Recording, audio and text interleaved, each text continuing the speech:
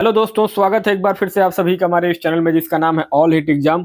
और आज के इस वीडियो में हम लोग देखेंगे आपका यूपीएसआई का जो परीक्षा हुआ है 15 तारीख को। यूपीएसआई का जो पेपर हुआ है आपका 15 फरवरी, यानी कि आज के डेट में जो परीक्षा हुआ है, उस परीक्षा में जो सभी आपके क्वेश्चन पूछे गए हैं 160 क्वेश्चन, उन सभी 160 क्वेश्चन को इस वीडियो में हम लोग लाइव हल करेंगे। उसको एक्सप्लेनेशन के साथ उसके व्याख्यात्मक तरीके से हल करते हुए एक एक क्वेश्चन का आंसर बताएंगे दोस्तों। तो ये आपका आंसर की का वीडियो नहीं होगा, ये एक्सप्लेनेशन के साथ आंसर की यानी व्याख्यात्मक तरीके से हल करते हुए एक एक क्वेश्चन का आंसर की आपको बताऊंगा मैं।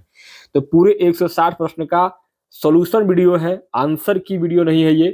तो आपको एक एक प्रश्न को समझते हुए और उसका आंसर आपको देखना है, क्योंकि अभी तक आपको YouTube पे केवल आंसर की वाले वीडियो मिले हैं, लेकिन मैं आपको पूरा सॉल्यूशन के साथ उसका आंसर की बताऊंगा, जिससे आपको एक एक क्वेश्चन का डाउट भी क्लियर होता चलेगा कि उस क्वेश्चन का आंसर क्यों सही हुआ है। तो दोस्तों चलिए स्टार्ट करते हैं। पहला क्वेश्चन आपका पहले सेक्शन सामान्य हिंदी जनरल हिंदी से आया था कि पहाड़ शब्द का लिंग निर्धारित कीजिए। पहाड़ शब्द का जो लिंग होगा वो क्या हो जाएगा? ऑप्शन नंबर सी हो जाएगा, पुल्लिंग। क्योंकि हिंदी में निर्जीव वस्तुओं का लिंग वाक्यों में उनके प्रयोग से पहचाना जाता है। अगर हम कहते हैं कि पहाड़ बहुत ऊंचा है, न कि ऊंची है, तो इसलिए क्या है, यह पुल्लिंग होगा। सेकंड, भारी शब्द का विलोम क्या होगा? भारी शब्द का विलोम होता है आपका हल्का, क्योंकि भारी का अर्थ है अधिक वजन वाला, जिसका सीधा विलोम हल्का यानी कि कम वजन वाला। थर्ड है, हिंदी वर्णमाला में ऊष्म व्यंजन कौन से हैं? तो हिंदी वर्णमाला में ऊष्म व्यंजन होते हैं आपका ऑप्शन नंबर ए, सौ, सौ, तीनों सौ और ह। क्योंकि जिन व्यंजनों के उच्चारण में हवा मुख से रगड़ खाकर निकलती है, यानी कि ऊष्मा यानी गर्मी पैदा करती है, तो उन्हें ऊष्म व्यंजन कहते हैं। और ये 4 वर्ण होते हैं, तीनों सौ, श, स, स और ह। चौथा प्रश्न है, तमस उपन्यास के लिए 1975 में साहित्य अकादमी पुरस्कार से किसे सम्मानित किया गया था? भीष्म साहनी को किया गया था। ऑप्शन नंबर बी आपका भीष्म साहनी करेक्ट हो जाएंगे। तमस जो है वो भारत विभाजन की त्रासदी पर आधारित भीष्म साहनी जी का सबसे प्रसिद्ध और मार्मिक उपन्यास है, जिसके लिए उन्हें पुरस्कार मिला था। ये जो घटना हुई थी पंजाब में, इंदिरा गांधी को जब मार दिया गया था, तो पंजाब में ये बहुत ज़्यादा दिक्कत हुई थी। पूरे पंजाबियों को ढूंढ ढूंढ के पूरे देश में मारा जा रहा था। तो उसी कहानी के ऊपर ये पूरा भीष्म साहनी ने लिखा है, ये तमस कहानी, तमस उपन्यास। पांचवा प्रश्न है, टोपी शब्द का बहुवचन क्या है? टोपी शब्द का बहुवचन होता है टोपियां। आपका ऑप्शन नंबर सी टोपियां, यहाँ पे ऑप्शन नंबर सी टोपियां करेक्ट हो जाएगा। क्योंकि हिंदी व्याकरण के अनुसार ई जो है वो दीर्घ इकारांत से समाप्त होने वाली स्त्रीलिंग शब्दों का बहुवचन बनाते समय अंतिम ई को ई यानी कि ह्रस्व स्वर कर दिया जाता है और अंत में या जोड़ दिया जाता है। तो यहाँ पे टोपी प्लस या बराबर टोपियां हो जाएगा। आगे 6 नंबर पे अगला प्रश्न है कि निम्नलिखित में से उस शब्द को पहचानिए जिसमें आना प्रत्यय का प्रयोग नहीं हुआ है। तो आना प्रत्यय का प्रयोग जो नहीं हुआ है वो पढ़ना में नहीं हुआ है। ऑप्शन नंबर आपका सी सही हो जाएगा, क्योंकि प्रत्यय शब्द के अंत में लगते हैं, जैसे कि सालाना, साल प्लस आना, रोजाना, रोज प्लस आना, और जुर्माना, जुर्म प्लस आना में प्रत्यय है। लेकिन पढ़ना में क्या है? पढ़ना में मूलभूत धातु जो है पढ़ है और उसमें ना प्रत्यय लगा है। तो यहाँ पे जो है आपका पढ़ना करेक्ट हो जाएगा, यानी कि ये इसमें प्रत्यय का प्रयोग आना प्रत्यय का प्रयोग नहीं हुआ है। 7वां प्रश्न है कि मैं सत्य कहता हूं सखे सुकुमार न मानो मुझे, यमराज से भी युद्ध को प्रस्तुत सदा जानो मुझे। इसका विपंक्ति में किस रस की अनुभूति हुई है? तो यहाँ जो है हुआ है आपका वीर रस का। ऑप्शन नंबर सी आपका यहाँ पे करेक्ट हो जाएगा, क्योंकि ये पंक्तियां महाभारत युद्ध के दौरान अभिमन्यु द्वारा कही गई हैं। इनमें उत्साह, साहस और वीरता का भाव स्पष्ट झलक रहा है, जिसका स्थायी भाव उत्साह यानी कि वीर रस होता है। 8वां प्रश्न है, प्रसिद्ध उपन्यास भूले बिसरे चित्र के उपन्यासकार का नाम क्या है? तो उपन्यासकार का नाम है भगवती चरण वर्मा। ऑप्शन नंबर आपका सी सही हो जाएगा। भगवती चरण वर्मा जी का बेहद चर्चित उपन्यास है, जिस पर उन्हें साहित्य अकादमी पुरस्कार भी मिला था, भूले बिसरे चित्र। 9वां प्रश्न है कि हनुमान की पूंछ में लगन ना पाई आग, लंका शीघ्र जल गई, गए निशाचर भाग। इन पंक्तियों में कौन सा अलंकार है? तो यहाँ जो अलंकार होगा वो अतिशयोक्ति अलंकार होगा। ऑप्शन नंबर आपका बी सही हो जाएगा, क्योंकि जब किसी बात का वर्णन बहुत अधिक बढ़ा चढ़ा कर किया जाता है तो वहाँ अतिशयोक्ति अलंकार होता है। और यहाँ पूंछ में आग लगने से पहले ही पूरी लंका जल जाने का वर्णन किया गया है, तो क्या हो जाएगा? अतिशयोक्ति अलंकार होगा। 10वां है कि जो शरण में आया हो वाक्यांश के लिए एक शब्द क्या होगा? इसको बोलते हैं शरणागत। ऑप्शन नंबर ए, जो जैसे कि आपका शरण प्लस आगत बराबर आया हुआ यानी कि शरणागत। आगे 11वां प्रश्न पूछा गया है कि सुप्रसिद्ध उपन्यास हल्दी घाटी के उपन्यासकार कौन है? तो हल्दी घाटी के उपन्यासकार हैं श्याम नारायण पांडे। ऑप्शन नंबर आपका सी करेक्ट हो जाएगा। हल्दी घाटी महाराणा प्रताप के जीवन और युद्ध पर आधारित श्याम नारायण पांडे जी का एक प्रसिद्ध महाकाव्य रचना है। 12वां प्रश्न है, छाती पर मूंग दलना मुहावरे का अर्थ निम्नलिखित में से क्या होगा? तो छाती पर मूंग दलना मुहावरे का अर्थ होता है ऑप्शन नंबर ए, जानबूझकर दुख देना, यानी कि पास रहकर कष्ट देना या जानबूझकर परेशान करने को छाती पर मूंग दलना कहते हैं। आगे अगला क्वेश्चन नंबर 13, 13वां प्रश्न पूछा गया है कि मदन की काली कमीज सुंदर लग रही थी, उपयुक्त वाक्य में कितने विशेषण हैं? तो यहाँ विशेषण हो जाएगा आपका टोटल 2। ऑप्शन नंबर आपका सी 2 यहाँ पे करेक्ट हो जाएगा। क्यों? क्योंकि इस वाक्य में कमीज की 2 विशेषताएं बताई गई हैं, पहली कि वह काली और दूसरी कि वह सुंदर, तो यहाँ 2 विशेषण है। 14वां है, वान प्रत्यय किस शब्द में प्रयोग में नहीं हुआ है? तो यहाँ आप करेक्ट आंसर हो जाएगा ऑप्शन नंबर सी, लुभावना, क्योंकि धनवान में धन प्लस वान बराबर धनवान, कोचवान में कोच प्लस वान बराबर वान, और गाड़ीवान में गाड़ी प्लस वान में वान प्रत्यय लगा है, लेकिन लुभावना में आवन या आवना प्रत्यय का प्रयोग हुआ है, तो यहाँ पे लुभावना आपका प्रयोग करेक्ट हो जाएगा, क्योंकि इसमें नहीं पूछा गया था। 15वां प्रश्न है कि लाठी में गुण बहुत हैं, सदा राखिए संग, गहरी नदी नारी जहां तहां बचावे अंग, तहां बचावे अंग, झपटी कुत्ता कह मारे, दुश्मन दवागिर होए तिनहु को झारे, कह गिरधर कबीराय सुनो हो धूर के बाठी, सब हथियारन छाड़ी, हाथ में लीजिए लाठी। प्रस्तुत पंक्तियों में कौन सा छंद है? तो यहाँ छंद होगा आपका कुंडलिया। ऑप्शन नंबर आपका बी, कुंडलिया करेक्ट हो जाएगा, क्योंकि यह गिरधर कबीराय जी की प्रसिद्ध कुंडलिया है। कुंडलिया एक विषम मात्रिक छंद है जो एक दोहा और एक रोला के मिलने से बनता है कुंडलिया। 16वां प्रश्न, निम्नलिखित शब्दों में कौन सा विशेषण नहीं है?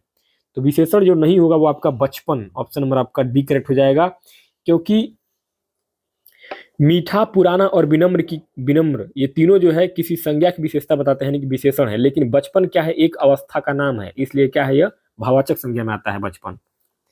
आगे 17वां प्रश्न है कि सापेक्ष का विलोम शब्द क्या होगा? सापेक्ष का विलोम होता है निरपेक्ष। ऑप्शन नंबर आपका ए यहाँ पे करेक्ट हो जाएगा, निरपेक्ष। सापेक्ष मतलब किसी की अपेक्षा रखने वाला, इसका सटीक विलोम होता है निरपेक्ष, यानी कि जो किसी की अपेक्षा न रखता हो। 18वां प्रश्न है कि उसे पुस्तक लेनी थी इसलिए बाजार गया, इस वाक्य में इसलिए कौन सा अव्यय है? समुच्चय बोधक अव्यय है। ऑप्शन नंबर आपका डी करेक्ट हो जाएगा, समुच्चय बोधक, क्योंकि इसलिए 2 वाक्यों को जोड़ने का काम कर रहा है और कारण परिणाम बता रहा है। ऐसे शब्दों को समानाधिकरण समुच्चय बोधक अव्यय कहा जाता है, तो यहाँ पे आपका समुच्चय बोधक करेक्ट हो जाएगा। 19वां प्रश्न, निम्नलिखित में से अनेकार्थी शब्द नहीं है? तो अनेकार्थी शब्द नहीं है आपका अभिनेत्री। ऑप्शन नंबर आपका डी, क्योंकि अनंत, गुरु और अंबर इनके एक से अधिक अर्थ होते हैं, जैसे अंबर माने आकाश और कपड़ा दोनों होता है। अभिनेत्री का केवल एक ही अर्थ होता है, एक्ट्रेस, तो यहाँ पे क्या हो जाएगा? नहीं में पूछा गया, तो ऑप्शन नंबर डी सही हो जाएगा। 20वां प्रश्न कि मेरी भवबाधा हरो राधा नगरी सोई, जातन की झाई परे श्याम हरित दुत होई, इस काव्य पंक्ति में कौन सा अलंकार है? श्लेष अलंकार हो जाएगा आपका। ऑप्शन नंबर सी यहाँ पे करेक्ट हो जाएगा, श्लेष अलंकार, क्योंकि यह बिहारी लाल जी की प्रसिद्ध दोहा है। इसमें झाई और श्याम और हरित शब्दों के प्रसंग के अनुसार एक से अधिक अर्थ निकलते हैं, और जहां एक शब्द के अनेक अर्थ हो वहां पर क्या होता है? श्लेष अलंकार होता है। 21वां प्रश्न, निम्नलिखित में से अशुद्ध वाक्य को पहचानिए। अशुद्ध वाक्य आपको कौन सा हो जाएगा? वह हिमालय पर्वत पर चढ़े। ऑप्शन नंबर आपका डी आपका अशुद्ध हो जाएगा। क्यों? क्योंकि वह एक वचन है, जबकि चढ़े बहुवचन या आदर सूचक क्रिया है, तो शुद्ध वाक्य होगा आपका वह हिमालय पर्वत पर चढ़ा। यहाँ पे ऑप्शन नंबर आपका डी सही हो जाएगा। नेक्स्ट आगे 22वां प्रश्न है, अभिशाप में कौन सा उपसर्ग है? अभिशाप में उपसर्ग होगा आपका अभि। ऑप्शन नंबर आपका बी यहाँ पे करेक्ट हो जाएगा, क्योंकि मूल शब्द जो है वो आपका शाप है, जिसके आगे अभि उपसर्ग जुड़ा है, और अभि धन शाप बराबर क्या होता है? अभिशाप। 23वां प्रश्न, निम्नलिखित में से तत्सम तद्भव के गलत युग्म को पहचानिए। तो गलत युग्म है आपका ऑप्शन नंबर ए, भ्रमर और पहर, क्योंकि भ्रमर तत्सम का तद्भव भौरा होता है, वहीं पहर जो है वो तद्भव शब्द है जिसका तत्सम होता है प्रहर, इसलिए यह जोड़ा जो है आपका गलत होगा। आगे 24वां प्रश्न ये रहा आपके स्क्रीन पर। 24वां प्रश्न, निम्नलिखित वाक्यों में से शुद्ध वाक्य का चयन कीजिए। शुद्ध वाक्य आपको कौन सा है? ऑप्शन नंबर डी, बच्चों पर गुस्सा मत करो, क्योंकि इसमें कौन आई, जैसे कि ए में क्या है? कौन आई, इसके स्थान पर कौन आया होगा। बी में आप तो जाएंगे ही होना चाहिए। और सी में ठंडे फ्रिज की जगह फ्रिज का ठंडा पानी होना चाहिए। यहाँ पे आपका ऑप्शन नंबर डी करेक्ट हो जाएगा। बच्चों पर गुस्सा मत करो। 25वां प्रश्न है कि असीम शब्द के लिए एक उचित वाक्यांश क्या होगा। तो असीम शब्द के लिए होगा आपका ऑप्शन नंबर ए, जिसकी कोई सीमा न हो। आगे 26वां, निम्नलिखित विकल्पों में से द्वित्व व्यंजन पहचानिए। तो द्वित्व व्यंजन हो जाएगा आपका ऑप्शन नंबर ए, अड्डा। अड्डा, क्योंकि जब एक ही व्यंजन लगातार 2 बार आता है, यानी कि एक आधा और एक पूरा, जैसे कि ड प्लस ड, तो उसे हम क्या कहते हैं, उसे हम द्वित्व व्यंजन कहते हैं। 27वां प्रश्न, निम्नलिखित में से शुद्ध वाक्य का चयन करिए। शुद्ध वाक्य आपका हो जाएगा ऑप्शन नंबर बी, मैंने तुम्हें अनेक बार कहा है। क्योंकि अनेक शब्द अपने आप में ही बहुवचन होता है और व्याकरण के अनुसार अनेकों लिखना जो है वो सर्वथा अशुद्ध होगा। तो यहाँ पे आपका ऑप्शन नंबर डी करेक्ट हो जाएगा। आगे 28वां प्रश्न है कि गड़े मुर्दे उखाड़ना मुहावरे का अर्थ क्या होगा। गड़े मुर्दे उखाड़ने का मतलब होता है बीती बातों को लेकर के बैठना। ऑप्शन नंबर सी, पुरानी और भूल चुकी अप्रिय बातों को जानबूझकर फिर से सामने लाने को हम गड़े मुर्दे उखाड़ना कहते हैं। 29वां कह रहा है कि राम अब आता ही होगा, इस वाक्य का काल पहचानिए। तो इसका काल होगा आपका संदिग्ध वर्तमान काल। ऑप्शन नंबर आपका बी करेक्ट हो जाएगा, संदिग्ध वर्तमान काल। क्यों? क्योंकि क्रिया के जिस रूप से वर्तमान समय में काम के होने में संदेह या अनुमान झलके, उसे हम संदिग्ध वर्तमान काल कहते हैं। 30वां प्रश्न है कि देहलता शब्द में कौन सा समास होगा। तो देहलता में समास होगा आपका कर्मधारय समास। ऑप्शन नंबर आपका डी सही हो जाएगा, क्योंकि इसका विग्रह होगा देह रूपी लता, जहां पूर्व पद और उत्तर पद में उपमेय, उपमान या विशेषण विशेष्य का संबंध हो, वहां हमेशा क्या होगा, कर्मधारय समास होगा। 31वां प्रश्न है कि निम्नलिखित में से तत्सम तद्भव के सही युग्म को पहचानिए। तो तत्सम तद्भव का सही युग्म होगा आपका ऑप्शन नंबर डी, निम्ब और नीम। क्योंकि निम्ब तत्सम शब्द है जिसका तद्भव नीम होता है। आगे है आपका 32वां, निम्नलिखित में से कौन सा वाक्य शुद्ध है। तो वाक्य जो शुद्ध होगा वो हो जाएगा आपका, आपके मेहमान किधर चले गए। ऑप्शन नंबर आपका सी, ऑप्शन नंबर सी, आपके मेहमान किधर चले गए। क्योंकि हिंदी वाक्य रचना का सामान्य कर्म कर्ता प्लस कर्म प्लस क्रिया होता है। तो विकल्प सी जो है बिल्कुल व्याकरणिक दृष्टि से एकदम सटीक होगा। 33वां प्रश्न है कि वह भूमि जो उपजाऊ न हो, इस वाक्यांश के लिए एक शब्द क्या होगा। थोड़ा सा इसको ऊपर कर लिया जाए क्योंकि इसके बाकी विकल्प नहीं दिख रहे थे। हाँ, 33वां प्रश्न है कि वह भूमि जो उपजाऊ न हो, इस वाक्यांश के लिए उचित शब्द क्या होगा। तो इसके लिए उचित शब्द होगा आपका ऊसर। ऑप्शन नंबर आपका बी यहाँ पे करेक्ट हो जाएगा, क्योंकि जिस जमीन पर कुछ पैदा नहीं होता है उसे ऊसर या बंजर कहते हैं, और उपजाऊ भूमि को हम क्या कहते हैं, उर्वरा भूमि कहते हैं। आगे 34वां प्रश्न है कि कोयले की दलाली में हाथ काला लोकोक्ति का सही अर्थ क्या होगा। तो कोयले की दलाली में हाथ काला करने का मतलब होता है बुरे संगत से बुराई ही मिलती है। ऑप्शन नंबर आपका डी सही हो जाएगा कि बुरे की संगत से बुराई ही मिलती है। 35वां प्रश्न है कि जो अनेक भाषाएं जानता हो, वाक्यांश के लिए एक शब्द क्या होगा। तो जो अनेक भाषाएं जानता हो उसके लिए होता है आपका बहुभाषी। आगे 36वां प्रश्न आपका यहां से शुरू हो रहा है, गद्यांश को पढ़ना है। यह घटना सन 1899 की है। उन दिनों कोलकाता में प्लेग फैला हुआ था, शायद ही कोई ऐसा घर बचा था जहां यह बीमारी न पहुंची हो।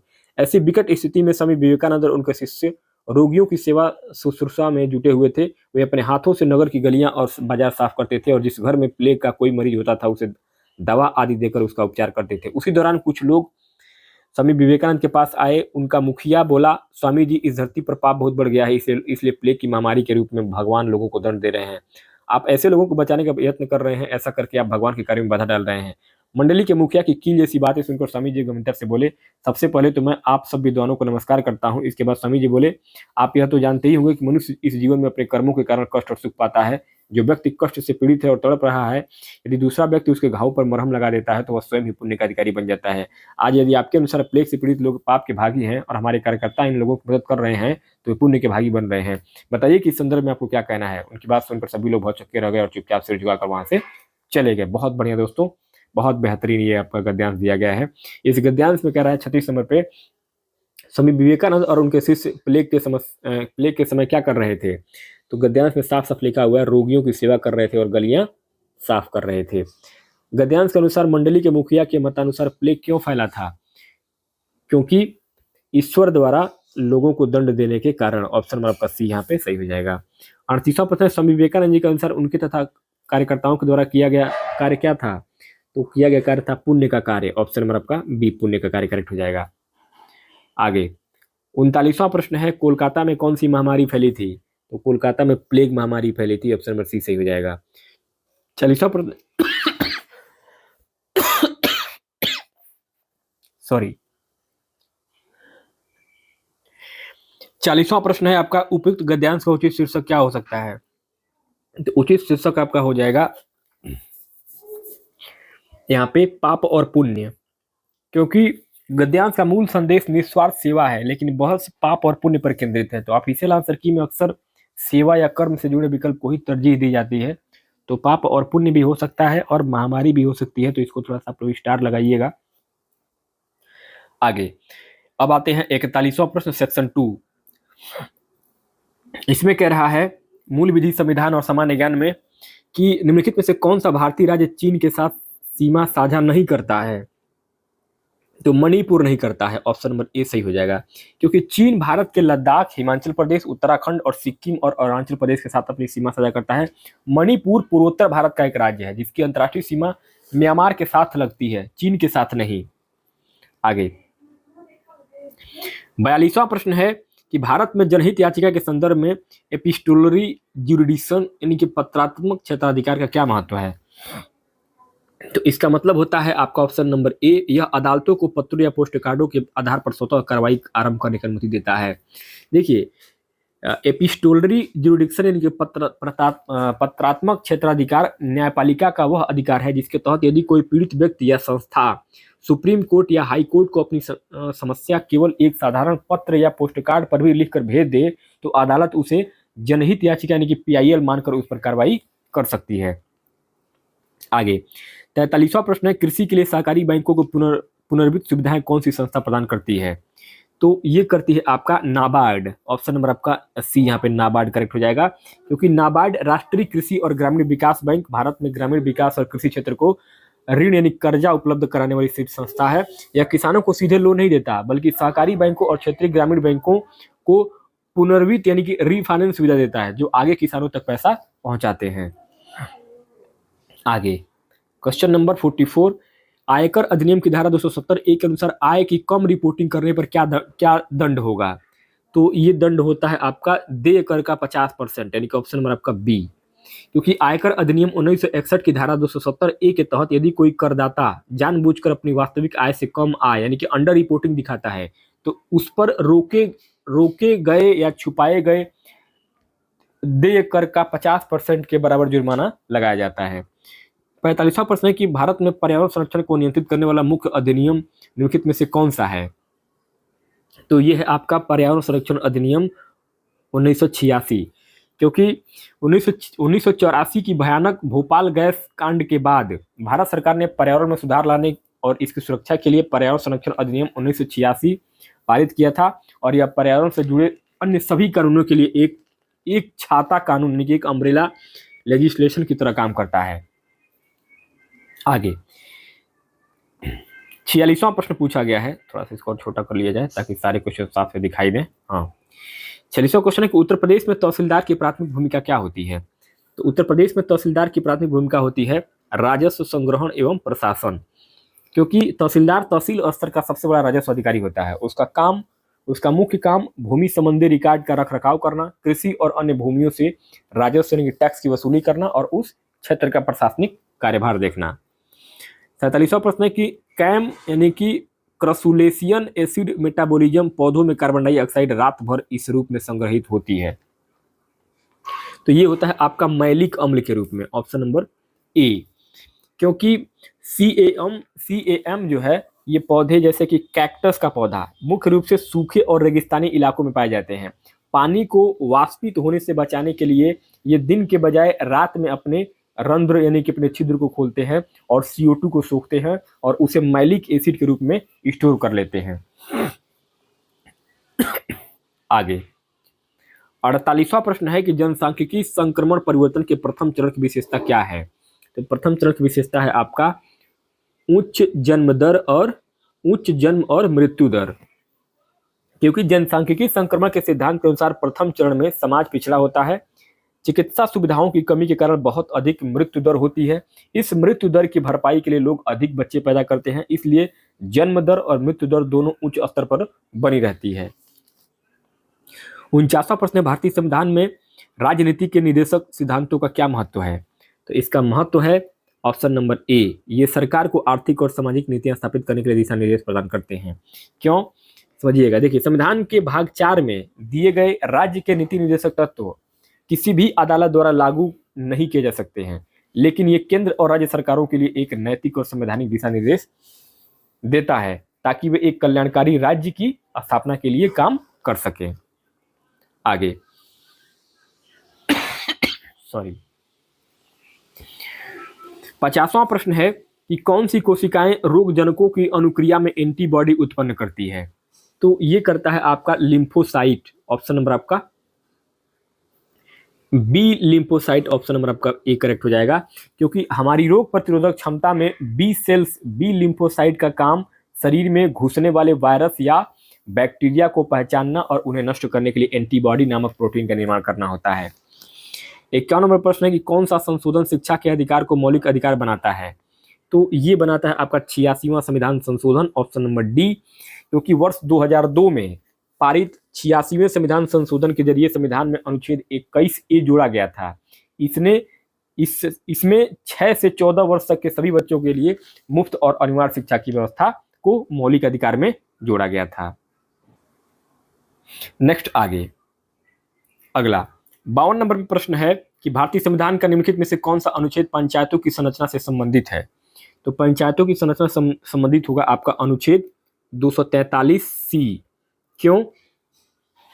क्योंकि संविधान के भाग 9 में पंचायतों से जुड़े प्रावधान हैं। अनुच्छेद 243A ग्राम सभा से, अनुच्छेद 243B पंचायतों के गठन से और अनुच्छेद 243C पंचायतों की संरचना से संबंधित है। तो ऑप्शन नंबर आपका सी यहाँ पे करेक्ट हो जाएगा। 53 नंबर प्रश्न है कि दिल्ली सल्तनत पर किस महिला ने एकमात्र महिला शासक के रूप में शासन किया था? तो ये किया था आपका रजिया सुल्तान ने, ऑप्शन नंबर बी सही हो जाएगा। क्योंकि ये रजिया सुल्तान इल्तुतमिश की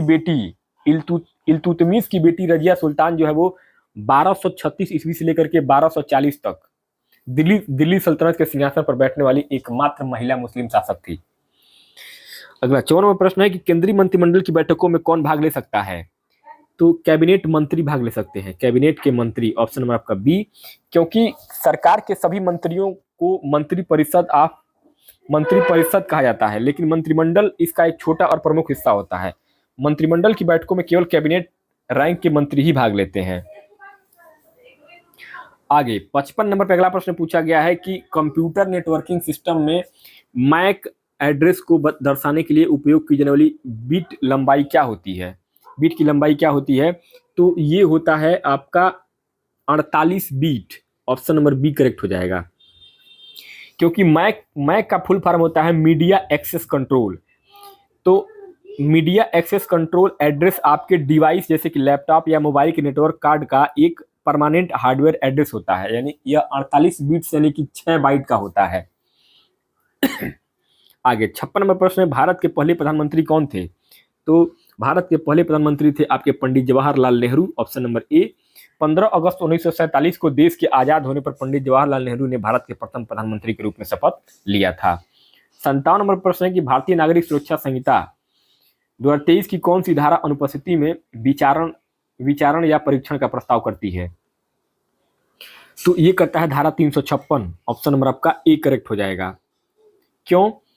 क्योंकि नए आपराधिक कानून BNS 2023 की धारा 356 में ट्रायल इन अब्सेंटिया का नया नियम जोड़ा गया है। इसका अर्थ है कि यदि कोई खूंखार अपराधी या भगोड़ा न्यायालय की पकड़ से बाहर है तो अब उसकी अनुपस्थिति में भी उसके खिलाफ केस चला जा सकता है और सजा सुनाई जा सकती है।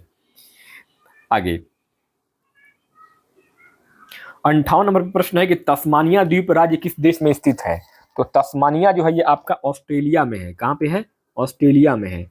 तस्मानिया मुख्य रूप से ऑस्ट्रेलिया के दक्षिण में स्थित एक आइलैंड है जो ऑस्ट्रेलिया देश का ही एक अभिन्न राज्य है, स्टेट है। 59 नंबर प्रश्न है कौन सी पर्वत श्रृंखला फ्रांस और स्पेन के बीच प्राकृतिक सीमा बनाती है? तो ये बनाता है आपका पाइरेनीज। ऑप्शन नंबर आपका सी करेक्ट हो जाएगा। पाइरेनीज पर्वत यूरोप में स्थित है, जो इबेरियन यानी कि इबेरियन प्रायद्वीप यानी कि स्पेन और पुर्तगाल को शेष यूरोप से अलग करते हैं, और ये फ्रांस और स्पेन के बीच एक मजबूत प्राकृतिक दीवार का भी काम करता है। आगे 60 नंबर पे अगला प्रश्न है आपका। 60 नंबर पे अगला प्रश्न है कि भूमि अधिग्रहण, पुनर्वास और पुनर्स्थापन अधिनियम 2013 में उचित मुआवजे और पारदर्शिता के अधिकार का प्राथमिक उद्देश्य निम्नलिखित में से कौन सा है? तो ये है आपका ऑप्शन नंबर ए, अधिग्रहित भूमि के लिए उचित मुआवजा सुनिश्चित करना। क्यों? क्योंकि 1894 के पुराने भूमि अधिग्रहण कानून को हटा करके यह नया जो है LARR एक्ट 2013 लाया गया था। इसका मुख्य लक्ष्य यही है कि जब भी सरकार किसानों से जमीन ले तो उन्हें पारदर्शी प्रक्रिया के तहत बाजार मूल्य से अधिक और एकदम उचित मुआवजा दिया जाए। अगला क्वेश्चन है आपका 61 नंबर पे, हिंदी साहित्य में उपन्यास सम्राट किसे कहा जाता है? तो मुंशी प्रेमचंद को कहा जाता है। ऑप्शन नंबर सी सही हो जाएगा। मुंशी प्रेमचंद ने गोदान, गबन, कर्मभूमि और निर्मला जैसी कालजयी उपन्यासों की रचना की, जिनमें भारतीय समाज और किसान जीवन का सटीक वर्णन है। इसी कारण प्रसिद्ध बंगला लेखक शरद चंद्र चट्टोपाध्याय ने उन्हें उपन्यास सम्राट की उपाधि दिया था। शरद चंद्र चट्टोपाध्याय ने उन्हें उपन्यास सम्राट की उपाधि दिया था। 62 नंबर पर अगला प्रश्न है कि भारतीय संविधान की व्याख्या करने का अंतिम अधिकार किसके पास है? तो ये अधिकार जो है भारत के सर्वोच्च न्यायालय के पास है। ऑप्शन नंबर आपका ए यहाँ पे भारत का सर्वोच्च न्यायालय करेक्ट हो जाएगा। सुप्रीम कोर्ट भारत का सर्वोच्च न्यायालय को भारत के संविधान का अभिभावक और अंतिम व्याख्याकार माना गया है।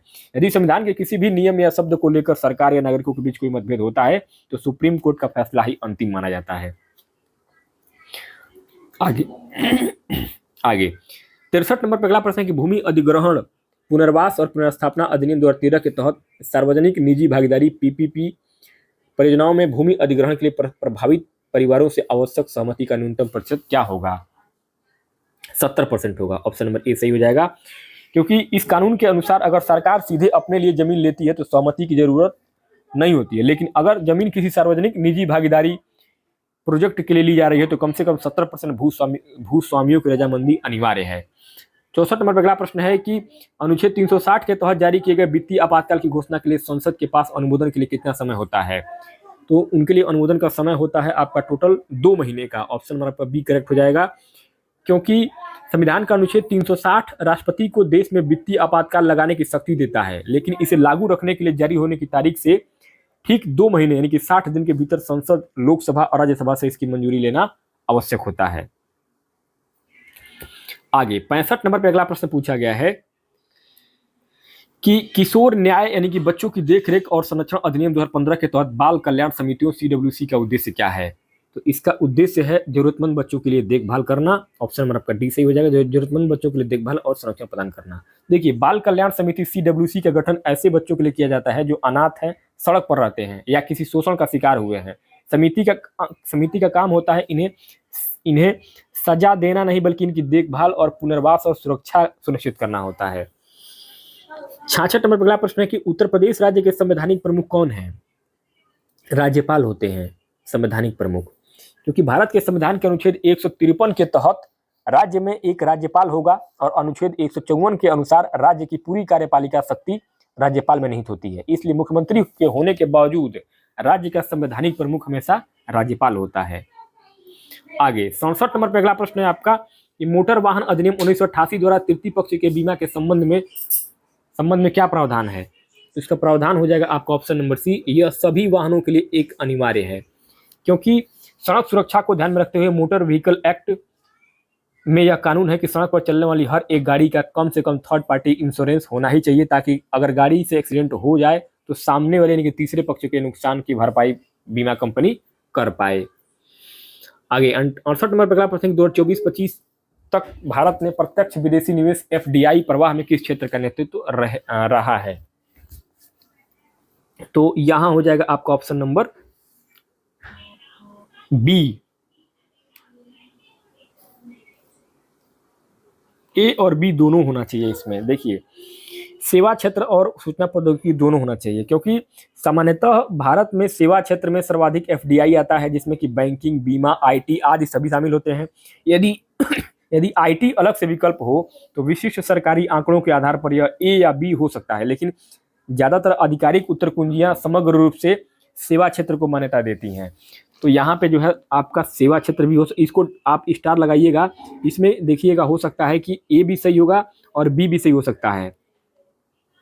आगे 69 नंबर प्रश्न है आपके, भारतीय संविधान का कौन सा अनुच्छेद भारत के चुनाव आयोग की स्थापना करता है? अनुच्छेद 324, ऑप्शन नंबर आपका बी करेक्ट हो जाएगा, क्योंकि अनुच्छेद 324 एक स्वायत्त और अस्थायी चुनाव आयोग का प्रावधान करता है, जिसकी जिम्मेदारी देश में लोकसभा, राज्यसभा, विधानसभाओं और राष्ट्रपति चुनावों को निष्पक्ष तरीके से संपन्न कराना होता है। आगे 70 नंबर पर अगला प्रश्न है कि भारत के पहले सहकारी मल्टीफीड कंप्रेस्ड बायोगैस सीबीजी संयंत्र का उद्घाटन कहाँ किया गया है? तो इसका उद्घाटन किया गया कोपर गांव में, ऑप्शन में आपका बी करेक्ट हो जाएगा, क्योंकि कचरे से कंचन बनाने की दिशा में भारत का पहला cooperative multifeed compressed biogas plant Maharashtra के अहमदनगर जिले के कोपर गांव में स्थापित किया गया है। 71 नंबर पर अगला प्रश्न है कि सर्वोच्च न्यायालय के किस निर्णय ने बच्चों के लिए निःशुल्क और अनिवार्य शिक्षा का अधिकार अनिवार्य किया है?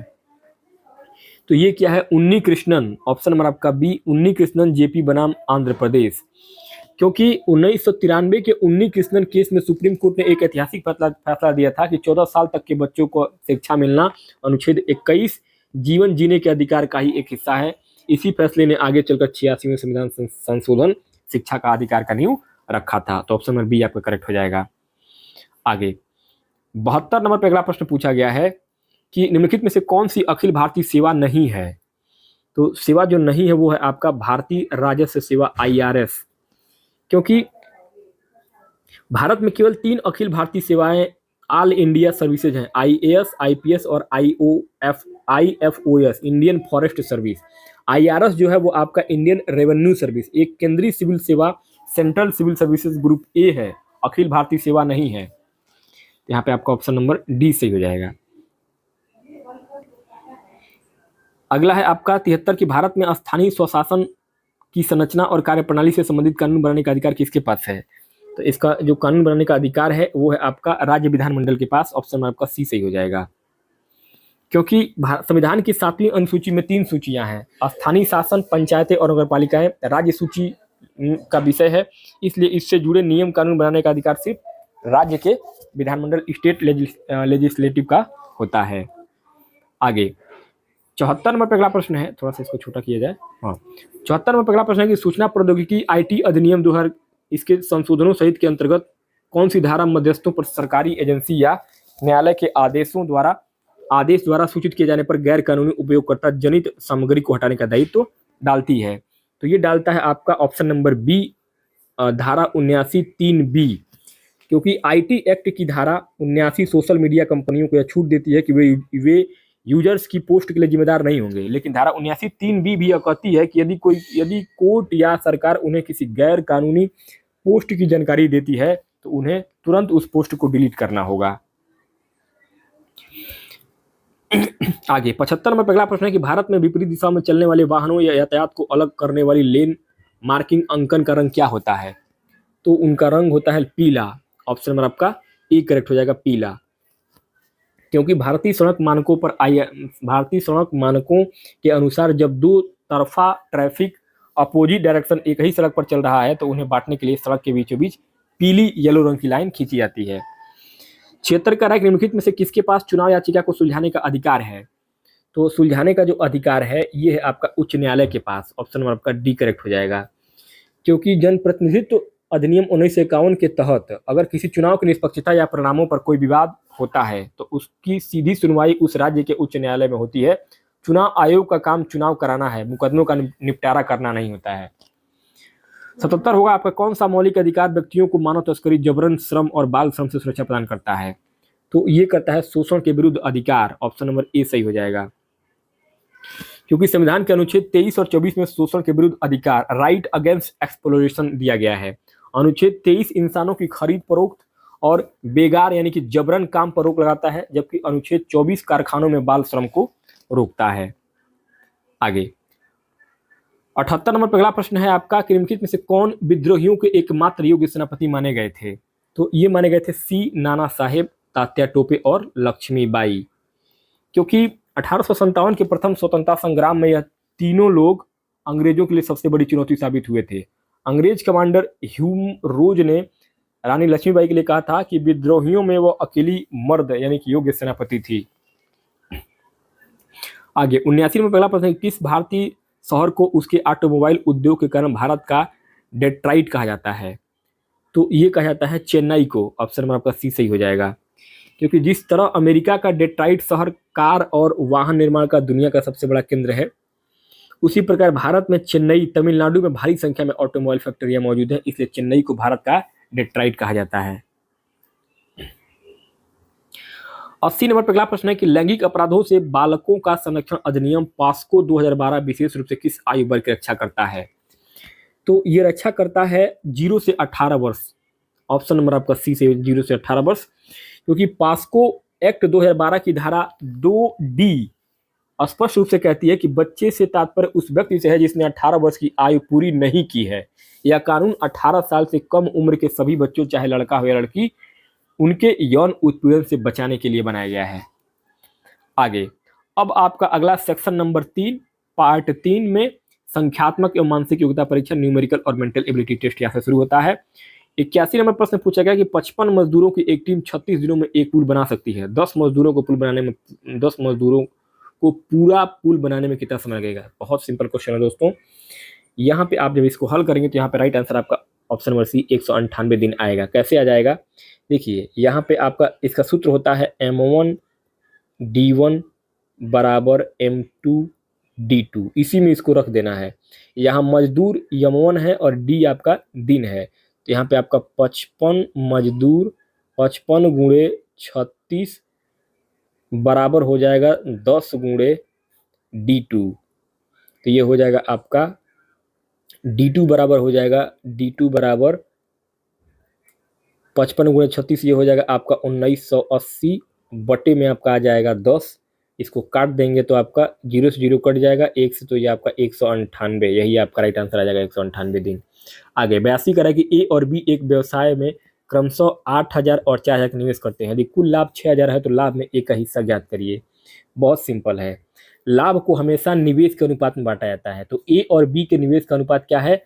8000 और 4000। तो 8000 संबंधे 4000 बराबर ये हो जाएगा आपका 2 संबंधे 1, क्योंकि 4 दूनी 8। तो यहाँ कुल लाभ क्या है? 6000। तो यहाँ पे क्या हो जाएगा आपका 2/3 गुणे हो जाएगा आपका 6000।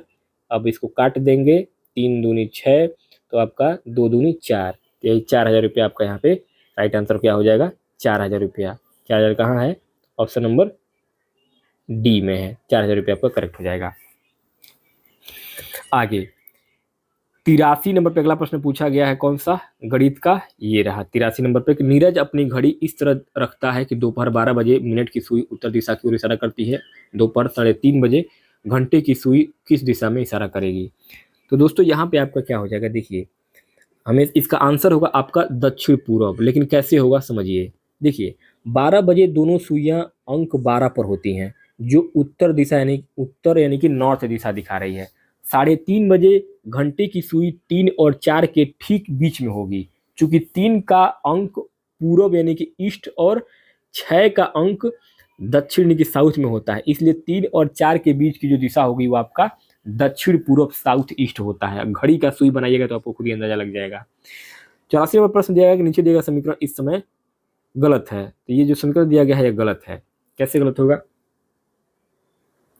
तो यहाँ पे आपका ए प्लस और भाग रहेगा, यहाँ पे आपका ए रहेगा आंसर, प्लस और भाग आपका रहेगा, तो आपका ये करेक्ट हो जाएगा। आगे 85 नंबर प्रश्न पूछा गया है कि उनके सादृश्य में देखें कि दूसरा अक्षर समूह पहले अक्षर समूह से कैसे व्युत्पन्न होता है। सही चौथा अक्षर समूह ज्ञात करने के लिए यही परिवर्तन तीसरे अक्षर समूह पर लागू कीजिए। तो यहाँ जो है आपका ऑप्शन नंबर सी सही होगा। सी, ये आपका ओलो क्लेन, क्योंकि यहाँ जो है शब्द को बीच से 2 हिस्सों में बांटकर दोनों को उल्टा लिखा गया है। शब्द को बीच से बांट करके उल्टा लिखा गया है। तो यहाँ आपका OLOC और OLOC को एक तरफ और LAIN को एक तरफ, OLOC को एक तरफ और LAIN को एक तरफ लिखेंगे तो यहाँ पे आपका जो है वो आंसर मिल जाएगा, ऑप्शन नंबर सी सही हो जाएगा। आगे 86 नंबर प्रश्न पूछा गया, कौन सा वेन आरेख इंडियन बैंकों और एक्सिस बैंक के बीच संबंधों को सबसे अच्छे ढंग से दर्शा रहा है। तो यहाँ दर्शा रहा है आपका, देखिए बैंक एक बड़ा समूह है, यानी कि बड़ा वृत्त, इंडियन बैंक और एक्सिस बैंक दोनों बैंक हैं लेकिन एक दूसरे से पूरी तरीके से अलग समूह, इसलिए सही आरेख हुआ होगा जिसमें एक बड़े बैंक के वृत्त के अंदर ये वाला, ऑप्शन नंबर बी आपका यहाँ पे करेक्ट हो जाएगा क्योंकि एक बड़ा बैंक है उसके अंदर ये छोटे बैंक है, तो ऑप्शन नंबर आपका बी सही हो जाएगा। आगे 87 नंबर पर अगला प्रश्न पूछा गया है कि यदि कोई व्यक्ति 16 किलोमीटर प्रति घंटे की बजाय 20 किलोमीटर प्रति घंटे की गति से चले तो वह 40 किलोमीटर अधिक चल पाएगा, उसके द्वारा तय की गई वास्तविक दूरी क्या होगी। तो यहाँ आपका राइट आंसर क्या हो जाएगा 87 नंबर के प्रश्न में, ऑप्शन नंबर बी 160 किलोमीटर। क्योंकि देखिए मान लीजिए कि समय जो है वो t घंटा है, तो नया तय किया गया अंतर जो हो जाएगा वो आपका हो जाएगा कितना, 20t माइनस 16t बराबर 40। तो यहाँ अब 4t बराबर क्या हो जाएगा, 4t बराबर हो जाएगा 40, यानी कि t बराबर हो जाएगा आपका 10, यानी कि 4 दहिया 40। तो अब वास्तविक गति जो है 16 किलोमीटर प्रति घंटा से तय किया गया है, तो 16 गुणे 10 बराबर हो जाएगा आपका 160, यही आपका ऑप्शन नंबर बी यहाँ पे सही हो जाएगा। 88 करें कि x का मान ज्ञात करिए, यहाँ पे 5x + 3 बराबर 2x + 18।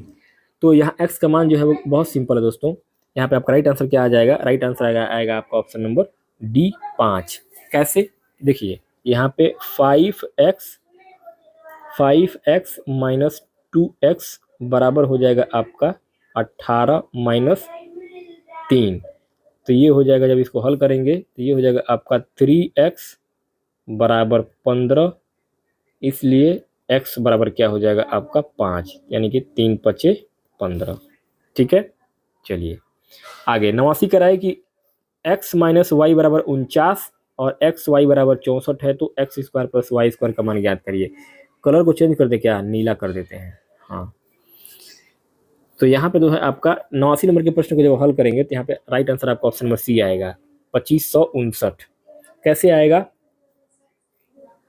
देखिए इसमें बीजगणित का फार्मूला लगेगा, x माइनस वाई स्क्वायर बराबर क्या हो जाएगा, x, इसमें यहाँ पे x माइनस वाई स्क्वायर बराबर हो जाएगा x² + y² माइनस 2xy। अब यहाँ जो है इसका हल करेंगे तो 49 का स्क्वायर बराबर हो जाएगा x² + y² माइनस 2 कोष्टक में 64। अब जो है ये हो जाएगा, जब इसको 49 का स्क्वायर करेंगे तो ये हो जाएगा आपका 2401 बराबर हो जाएगा x² + y² माइनस 128, 64 दूनी 128। अब यहाँ पे आपका हो जाएगा, आगे जब हल करेंगे तो x² + y² बराबर 2401 प्लस 128, तो ये हो जाएगा आपका 252। यहाँ पे आपका हो जाएगा 2529। आगे 90 नंबर पे अगला प्रश्न है आपका कि ए ने 12,000 से एक व्यवसाय शुरू किया, व्यवसाय शुरू करने के 3 महीने बाद बी 16,000 के साथ उसके साथ जुड़ गया। यदि वर्ष के अंत में कुल लाभ 7800 है तो लाभ में प्रत्येक साझेदार का हिस्सा ज्ञात करिए।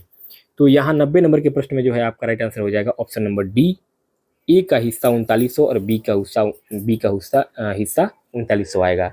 क्योंकि ए का हिस्सा 3900 और बी का हिस्सा 3900 रुपये कैसे आएगा, देखिए ए का कुल निवेश जो है वो 12,000 × 12 महीना और बी का निवेश 16,000 × 9 महीना।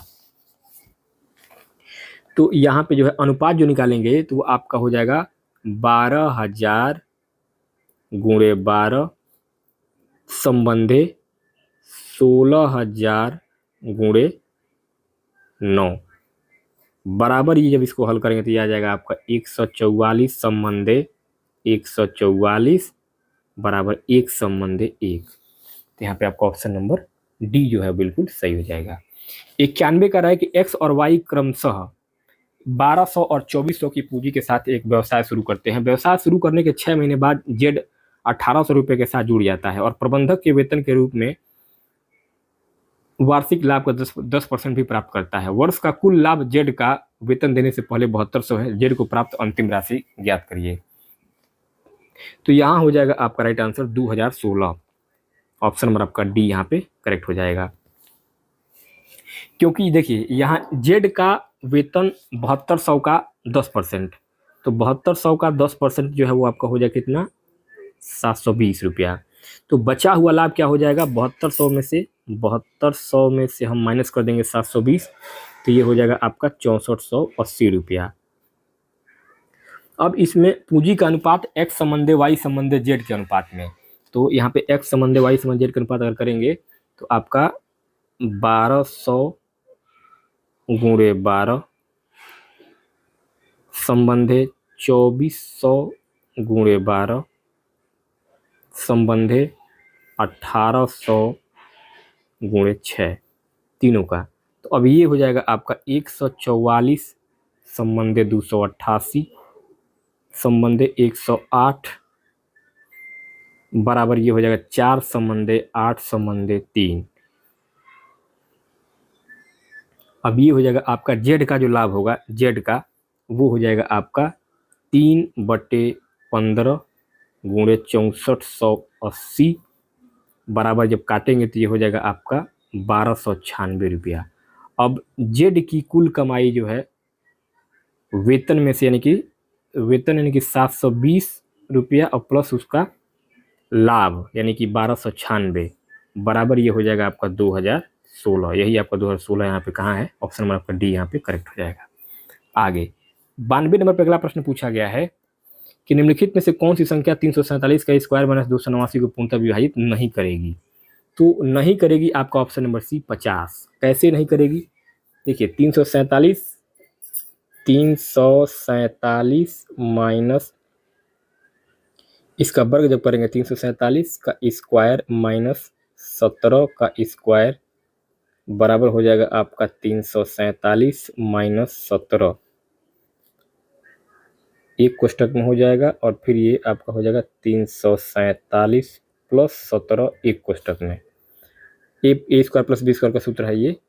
तो अब इसमें हो जाएगा आपका 330 गुणे 364 बराबर इसका गुणनफल जब करेंगे तो ये हो जाएगा आपका 120। जब इसको 50 से जब विभाजित करेंगे 50 से तो ये हो जाएगा आपका शेषफल बचता है। अब 120 को 50 से विभाजित करने पर शेषफल बचता है, क्योंकि 50 के लिए अंत में कम से कम 2 शून्य या संख्या का 25 कटना आवश्यक है। तो 50 यहाँ पे आपका ऑप्शन नंबर सी जो है वो करेक्ट हो जाएगा। आगे 94 नंबर पर अगला प्रश्न पूछा गया है कि कौन सा आरेख कॉलेज, जेलीफिश और छात्रों के बीच सबसे अच्छा संबंध दर्शाता है। तो यहाँ जो हो जाएगा ऑप्शन नंबर सी यहाँ पे करेक्ट हो जाएगा। 95 कह रहा है कि मूल्यांकन कीजिए, इवैल्यूएशन दिया हुआ यहाँ पे। तो यहाँ पे आपका ऑप्शन नंबर डी से हो जाएगा 6.46, क्योंकि यहाँ पे जो है आपका ए जो लॉजिक सूत्र लगेगा वो लगेगा ए स्क्वायर माइनस बी स्क्वायर बटे में हो जाएगा ए माइनस बी। इसी पे आपको रख देना है। इसका उत्तर क्या आएगा, ए प्लस बी आएगा। तो यहाँ पे ए बराबर कितना है, ये ए बराबर है, ये बी बराबर है, तो इसको जोड़ देंगे तो यहाँ पे आपका डी 6.46 आ जाएगा। आगे 96 कह रहा है कि एक भेड़िया 40 मीटर दक्षिण की ओर दौड़ता है और फिर बाएं मुड़ता है और 20 मीटर चलता है, फिर वह दाएं मुड़ता है और 25 मीटर चलता है, फिर अंत में पूरब की ओर मुड़ता है और 30 मीटर चलता है। अब भेड़िया अपने प्रारंभिक बिंदु से किस दिशा में होगा। तो यहाँ जो है सही उत्तर होगा आपका दक्षिण पूरब, ऑप्शन नंबर आपका बी, क्योंकि प्रारंभिक बिंदु 0 से वह दक्षिण यानी कि नीचे और पूरब यानी कि दाएं की तरफ विस्थापित हुआ है। उसका अंतिम स्थान मूल बिंदु के सापेक्ष दक्षिण पूर्व यानी कि साउथ ईस्ट में निर्धारित होगा। आगे 97 कह रहा है कि एक व्यापारी 2500 का माल खरीदता है और वह माल पर क्रय मूल्य से 40% अधिक मूल्य अंकित करता है और फिर अंकित मूल्य पर 10% की छूट देता है, उसका लाभ परसेंटेज में ज्ञात करिए। तो परसेंटेज बहुत सिंपल है दोस्तों, आपका 26% इसका राइट आंसर आएगा।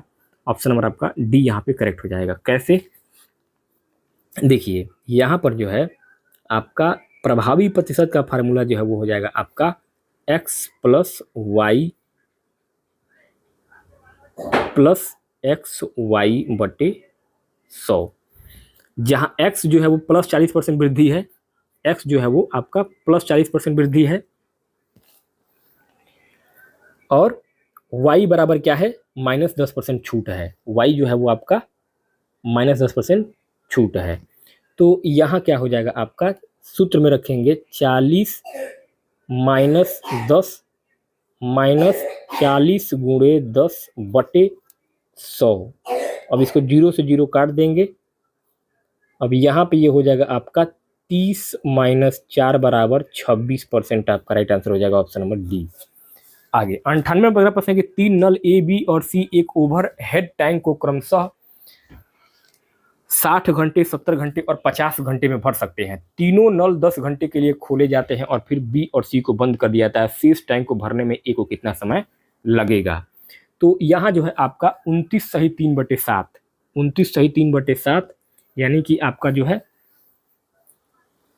लगभग आंसर होगा आपका ऑप्शन नंबर बी जो है यहाँ पे करेक्ट होगा, क्योंकि इसमें 60, 70 और 50 का एलसीएम लेंगे तो कुल जो होगा वो आपका 2100 होगा और ए की क्षमता जो है वो 35 है, बी की क्षमता 30 है और सी की क्षमता जो है वो आपका 42 है। तो कुल क्षमता जो है कितना है, 107 है। तो 10 घंटे में भरा गया समय जो है आपका 1070 हो जाएगा। अब बचा हुआ जो है आपका यहाँ पे, हाँ यहाँ पे ऑप्शन नंबर आपका बी जो है वो आपका करेक्ट होगा। चलिए आगे 99 कह रहा था कि पहले समूह के तत्वों के बीच संबंध का अध्ययन कीजिए, सादृश्य को पूरा करने के दूसरे समूह पर भी यह पैटर्न लागू होगा। दोस्तों यहाँ प्रश्न जो है वो 99 जो है वो दिखाई नहीं दे रहा है, तो थोड़ा सा जो है इसमें इसका आंसर मैं आपको कमेंट बॉक्स में बताऊंगा, क्योंकि प्रश्न जो है पूरा विजिबल नहीं है ये 99। तो 99 नंबर के प्रश्न को आप लोग एक बार कमेंट बॉक्स में टाइप करके दे दीजिएगा, मैं उसको सॉल्व करके आपको कमेंट बॉक्स में ही उसका आंसर दे दूंगा। आगे बढ़ते हैं। आगे 100 नंबर पर अगला प्रश्न आपको दिखाई दे रहा है कि ए और बी एक काम को 24 दिनों में पूरा कर सकते हैं, बी और सी 48 दिनों में तथा सी और ए 72 दिनों में, तीनों साथ मिलकर काम करने में कितना समय लेंगे? तो यहाँ जो है 100 नंबर के प्रश्न में आपका ऑप्शन नंबर ए सही हो जाएगा, 26 सही 2/11 दिन, क्योंकि यहाँ पे लॉजिक जो है 2a + b + c का एक दिन का कार्य हो जाएगा। इसको निकालेंगे आप कैसे, मैं बता देता हूँ। देखिए यहाँ पे जो है इसका 2a + b + c का एक दिन का कार्य हम निकालेंगे, का एक दिन का कार्य। तो ये हो जाएगा आपका 1/24 धन 1/48 धन 1/72 बराबर ये हो जाएगा, इसका जब ले लेंगे नीचे का लसा तो 6 + 3 + 2 बटे ये हो जाएगा आपका 144 बराबर ये 6 3 9 2 11 11/144। अतः a + b + c का एक दिन का कार्य हो जाएगा आपका, एक दिन का कार्य हो जाएगा आपका 11/288। तो कुल समय क्या हो जाएगा आपका, कुल समय हो जाएगा, कुल समय बराबर 288/11 यानी कि 26 सही 2/11। ऑप्शन नंबर आपका 26 सही 2/11, ये आपका ऑप्शन नंबर ए यहाँ पे करेक्ट हो जाएगा। 100 नंबर के प्रश्न में आपका ऑप्शन नंबर ए करेक्ट हो जाएगा। आगे 101 कह रहा है कि 101 कह रहा है कि दिए गए विकल्पों में से उस आरेख का चयन कीजिए जो हाथियों, जंगली जानवरों और पालतू जानवरों के समूह का सबसे अच्छा सही वर्णन करता है। तो 101 में आपका 101 में वेन आरेख में जो है वो आपका हाथियों, जंगली जानवरों और पालतू जानवरों के समूह का सबसे अच्छा उदाहरण होगा। तो यहाँ पे हाथी, जंगली जानवर और पालतू जानवर, तो यहाँ पे जो है तीनों जो है वो एक साथ आएंगे, ई जो है आपका सही हो जाएगा। 102 कह रहा है कि एक दुकानदार एक इलेक्ट्रॉनिक वस्तु 2400 में खरीदता है, वह उस पर एक निश्चित मूल्य अंकित करता है जिससे 20% छूट देने के बाद भी उसे क्रय मूल्य पर 20% का लाभ होता है, वस्तु का अंकित मूल्य ज्ञात करिए। तो यहाँ जो है आपका अंकित मूल्य जब ज्ञात करेंगे तो यहाँ आपका 3600 रुपये आपका करेक्ट आंसर आ जाएगा, क्योंकि यहाँ पे सी आपका 3600 करेक्ट आंसर है, क्योंकि विक्रय मूल्य जो है वो 2400 का आपका 1.2%, 2400 का 24 गुणे 1.20 हो जाएगा बराबर 2880 रुपये। तो यहाँ ये हो जाएगा 20% लाभ पर, और अंकित मूल्य जो है आपका एमपी यानी कि 20% छूट का मतलब है कि 80% बराबर 2880। तो 2880 को आप जब घटा देंगे 2880 बटे कर देंगे आप 0.80, तो यही आपका आ जाएगा 3600 रुपया। तो ऑप्शन नंबर सी आपका यहाँ पे करेक्ट हो जाएगा। आगे 103 कह रहा है कि निम्नलिखित 4 चिन्हों और संख्याओं के कौन से आपसी परिवर्तन निम्नलिखित में से दिए गए समीकरण को मान्य बताएंगे। तो यहाँ 103 में आपका राइट आंसर क्या हो जाएगा,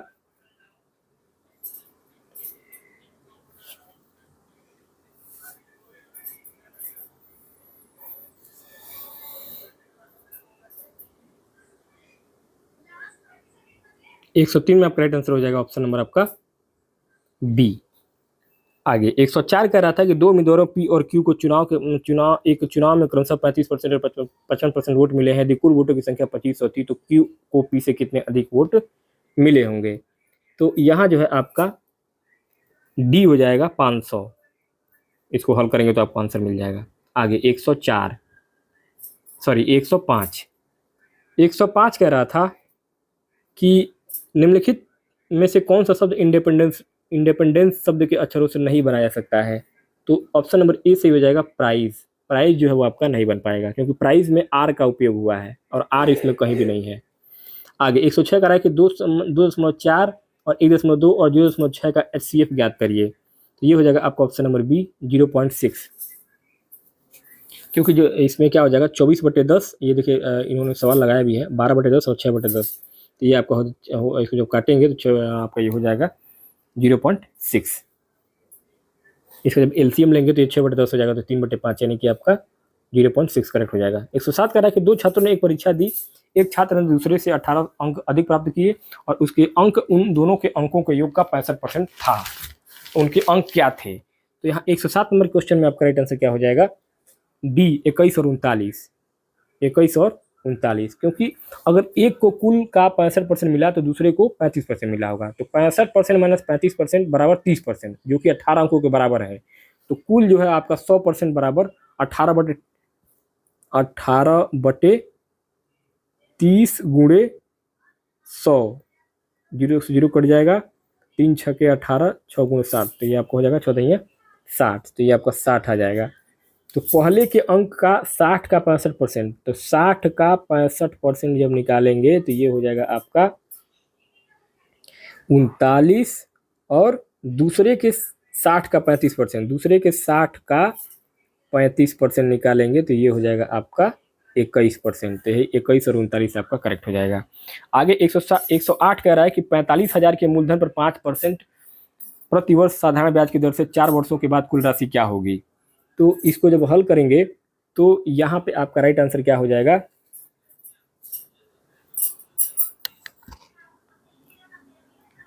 ऑप्शन नंबर डी 54,000। 45,000 के मूलधन पर 5%, 45,000 के मूलधन पर 5% प्रति वर्ष साधारण ब्याज की दर से 4 वर्षों के बाद कुल राशि क्या होगी। तो यहाँ पे साधारण ब्याज बराबर हो जाएगा आपका 45,000 गुणे 5 गुणे 4, इन्होंने सही लगाया है, बटे 100। तो ये हो जाएगा आपका 45,000 गुणे 5 गुणे 4 बटे 100, ये हो जाएगा आपका 9,000।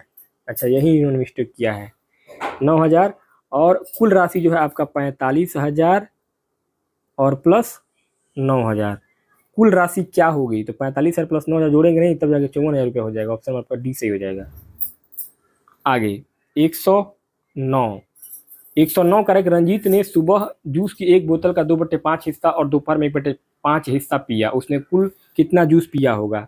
तो यहाँ जो है आपका हो जाएगा सी, ऑप्शन नंबर सी 3/5, क्योंकि 2/5 प्लस 1/5 बराबर 3/5।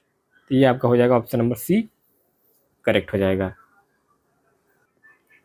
नेक्स्ट आगे अगला 110 कह रहा है कि CETALP अक्षरों को पुनर्व्यवस्थित करके बनाया जा सकने वाला सार्थक शब्द क्या होगा? तो इसको सार्थक शब्द बनेगा आपका प्लेसेट, ऑप्शन नंबर आपका सी यहाँ पे प्लेसेट करेक्ट हो जाएगा। इन अक्षरों को पुनर्व्यवस्थित करने पर अंग्रेजी का प्लेसेट शब्द बनता है, जिसका मतलब होता है सहमति। 111 कह रहा है कि एक आयताकार प्रिज्म की ऊंचाई 25 सेंटीमीटर, चौड़ाई 22 सेंटीमीटर और लंबाई 32 सेंटीमीटर है, इसका पृष्ठीय क्षेत्रफल क्या होगा? तो इसका पृष्ठीय जो क्षेत्रफल हो जाएगा वो 4108 वर्ग सेंटीमीटर, 4108 वर्ग सेंटीमीटर, क्योंकि पृष्ठीय क्षेत्रफल का जो सूत्र होता है वो होता है आपका, पृष्ठीय क्षेत्रफल का जो सूत्र होता है वो होता है आपका 2LB plus BH plus HL। तो यहाँ पे इसको सूत्र में रख देंगे तो 2 गुणे 32 गुणे 22 प्लस 22 गुणे 35 प्लस 25 गुणे 32। तो ये हो जाएगा आपका 704 प्लस 550 प्लस 800 अब बराबर में ये हो जाएगा आपका 2 ब्रैकेट में 2054, तीनों को जोड़ेंगे तो, और बराबर ये हो जाएगा आपका 4108 सेंटीमीटर स्क्वायर। तो ये 4108 सेंटीमीटर स्क्वायर कहाँ है? ये है आपका ऑप्शन नंबर डी। नेक्स्ट आगे 112 कह रहा है कि एक समबाहु त्रिभुज की 22.2 सेंटीमीटर है, त्रिभुज की भुजा 22.2 सेंटीमीटर, त्रिभुज का परिमाप ज्ञात करिए। तो त्रिभुज का परिमाप हो जाएगा आपका कितना? 66.6 सेंटीमीटर, ऑप्शन आपका डी सही हो जाएगा, क्योंकि समबाहु त्रिभुज का परिमाप होता है आपका 3 गुणे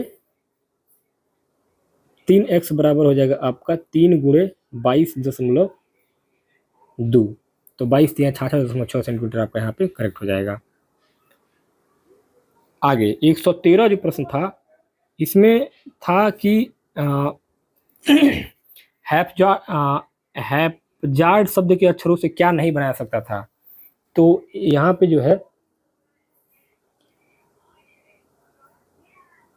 यहाँ पे इसका आंसर नहीं शो कर रहा है, पेपर ऐसा फोटो जो खींचा गया ना, थोड़ा सा फोटो कट गया है। दोस्तों 113 नंबर के क्वेश्चन को आप लोग टाइप करके दीजिएगा, हम उसका आंसर आपको कमेंट बॉक्स में दे देंगे। आगे बढ़ते हैं 114 कह रहा था कि एक निश्चित कोड में निम्नलिखित अक्षर अंक गणितीय संक्रियाओं को दर्शाते हैं। तो यहाँ पे जो है के का अर्थ है भाग, यल का अर्थ है गुणा, यम का अर्थ है जोड़ और एन का अर्थ है घटाव। इस जानकारी का उपयोग करते हुए व्यंजक का मूल्यांकन करिए। व्यंजक आपका दिया हुआ है, इसका जब मूल्यांकन करेंगे तो यहाँ पे समीकरण बनेगा, ये पूरा समीकरण इन्होंने सॉल्व किया है। तो यहाँ पे आपका राइट आंसर हो जाएगा ऑप्शन नंबर आपका सी यहाँ पे करेक्ट होगा, इसमें आंसर सी होगा 726.5, क्योंकि इसमें बॉडमास के नियम के हिसाब से जब इसको हल करेंगे तो 726.5 आपका यहाँ पे करेक्ट आंसर आएगा। आगे 115 कह रहा था कि यदि y m के व्युत्क्रमानुपाती है और जब m बराबर 3 तब y बराबर 12 होता है, तो y बराबर 6 होने पर m का मान ज्ञात करिए। तो यहाँ जो है आपका राइट आंसर आएगा ऑप्शन नंबर डी 6, क्योंकि यहाँ पे y का जो व्युत्क्रमानुपाती जब करेंगे तो y का व्युत्क्रमानुपाती 1/m, इसलिए क्या हो जाएगा y गुणे m बराबर k जो है आपका स्थिरांक होता है, स्थिरांक। तो यहाँ k बराबर क्या हो जाएगा? k बराबर हो जाएगा आपका 12 गुणे 3 बराबर हो जाएगा आपका 36। तो y बराबर 6 हो तो क्या हो जाएगा? 6 गुणे m बराबर 36, इसलिए m बराबर क्या हो जाएगा 6। तो 6 आपका ऑप्शन नंबर डी यहाँ पे करेक्ट हो जाएगा। 116 कह रहा है कि 4 अंकों की वह सबसे बड़ी संख्या कौन सी है जो 18, 30 और 45 से पूर्णतः विभाजित हो जाएगी। तो वो हो जाएगा आपका 9990, क्योंकि 18, 30 और 45 का एलसीएम हो जाएगा आपका 90। क्या हो जाएगा? 18, 30 का एलसीएम हो जाएगा आपका 90। और यहाँ 4 अंकों की सबसे बड़ी संख्या होती है आपका 9999। तो यहाँ जो है अब 9999 को 90 से भाग देते हैं। 9999 को जब 90 से भाग देते हैं तो शेष बचता है 9। तो 9999 माइनस 9 कर देंगे तो ये आपका 99,990 होगा। ऑप्शन नंबर आपका ई यहाँ पे करेक्ट हो जाएगा। आगे 117, एक व्यक्ति प्रारंभ में 8% वार्षिक साधारण ब्याज पर 3 वर्षों के लिए 10,000 रुपये का निवेश करता है। पहले वर्ष के बाद वह उसी दर पर अतिरिक्त 5,000 का निवेश करता है। 3 वर्षों के अंत तक पूरी निवेश राशि पर अर्जित कुल ब्याज राशि की गणना कीजिए। तो यहाँ पे 117 नंबर के प्रश्न जब आप हल करेंगे तो यहाँ पे आपका ऑप्शन नंबर बी से हो जाएगा 3200। कैसे होगा देखिए, 10,000 पर 3 साल का ब्याज, 10,000 रुपये पर 3 साल का ब्याज निकालने के लिए आप करेंगे 10,000 × 8 × 3/100। तो ये 2 0 से 2 0 कट जाएगा। 10/80, 8 3 24, ये हो जाएगा आपका 2400। अब यहाँ 5,000 रुपये पर 2 साल का ब्याज, चूंकि 1 साल बाद वो जमा किया है तो ये हो जाएगा आपका 5,000 × 8 × 2/100। तो फिर 2 0 से 2 0 ये कट जाएगा। 5 8 40 400। अरे यार कहाँ गया, पूरा मिटक गया। तो ये हो जाता है आपका 800। तो कुल ब्याज आपका क्या हो जाएगा? कुल ब्याज जो है ना वो कुल ब्याज आपका हो जाएगा 2400 + 800 बराबर ये हो जाएगा आपका 3200 रुपया। ऑप्शन नंबर बी यहाँ पे 3200 करेक्ट हो जाएगा। 118 कह रहा है कि 115 × 2 × 16 के इकाई के स्थान पर कौन सा अंक होगा। तो 115 × 2 × 16 के इकाई के स्थान पर कौन सा अंक होगा? तो वो होगा आपका 0। ऑप्शन नंबर बी, क्योंकि 115 × 2 बराबर होगा आपका 230। तो यहाँ 0 आएगा। यानी कि यहाँ पे जब किसी संख्या के अंत में 0 आ जाए तो उसे किसी भी संख्या जैसे कि 16 से गुणा करने पर इकाई का अंक क्या आएगा? हमेशा 0 ही आएगा। आगे 119 कह रहा है कि निम्नलिखित कथनों का विश्लेषण करके निर्धारित करिए कि दी गई प्रतीक परिभाषाओं के आधार पर कौन सा निष्कर्ष सही होगा। तो ये जो प्रतीक दिया गया है ए बी से बड़ा है, ए बी से छोटा है, ए बी के बराबर है, यहाँ पे कथन भी दिया गया है। तो यहाँ आपका जो है वो करेक्ट आंसर क्या होगा? 119 में आपका सही उत्तर होगा ऑप्शन नंबर ए। निष्कर्ष 1 और 2 दोनों जो है वो आपका अनुसरण करते हैं। 1 और 2 दोनों आपका अनुसरण करते हैं। आगे 120 नंबर पर अगला प्रश्न पूछा गया है कि नीचे दिए गए आरेख में आयत उन लोगों को दर्शाता है जो शिक्षक के रूप में काम कर रहे हैं, वर्ग उन लोगों को दर्शाता है जो डॉक्टर के रूप में काम कर रहे हैं, दीर्घवृत्त उन लोगों को दर्शाता है जो इंजीनियर के रूप में काम कर रहे हैं, और समचतुर्भुज उन लोगों को दर्शाता है जो वकील के रूप में काम कर रहे हैं। ये पूरा चित्र आपका बना हुआ है। तो कितने लोग केवल डॉक्टर के रूप में काम करते हैं और किसी अन्य पेशे में शामिल नहीं है? तो यहाँ जो है आपका ऑप्शन नंबर 7 आएगा। 7 जो है आपका करेक्ट होगा, यानी कि डी जो है आपका सही आंसर होगा यहाँ पे, डी 7। क्योंकि इस वेन आरेख में देख पा रहे हैं आप, वेन आरेख में आप देख पा रहे हैं कि डॉक्टर वर्ग स्क्वायर के द्वारा दर्शाए गए हैं। केवल डॉक्टर वही होंगे जिनका नंबर सिर्फ वर्ग में हो और किसी अन्य आकृति यानी कि आयत, वृत्त या समचतुर्भुज के साथ ओवरलैप न कर रहा हो। तो आरेख के अनुसार यह 7 ही संख्या है जो कि आपका इसको परिभाषित करेगा। अब दोस्तों आगे सेक्शन 4 मानसिक अभिरुचि बुद्धिलब्धि परीक्षा, तार्किक परीक्षा। 121 कह रहा है कि रवि जो है उत्तर दिशा में 5 किलोमीटर चलता है, फिर दाएं मुड़ता है, और 3 किलोमीटर चलता है, फिर वह दाएं मुड़ता है, और 5 किलोमीटर चलता है, फिर वह 180 डिग्री वामावर्त मुड़ता है, और 7 किलोमीटर चलता है। अब वो अपने प्रारंभिक बिंदु से किस दिशा में होगा?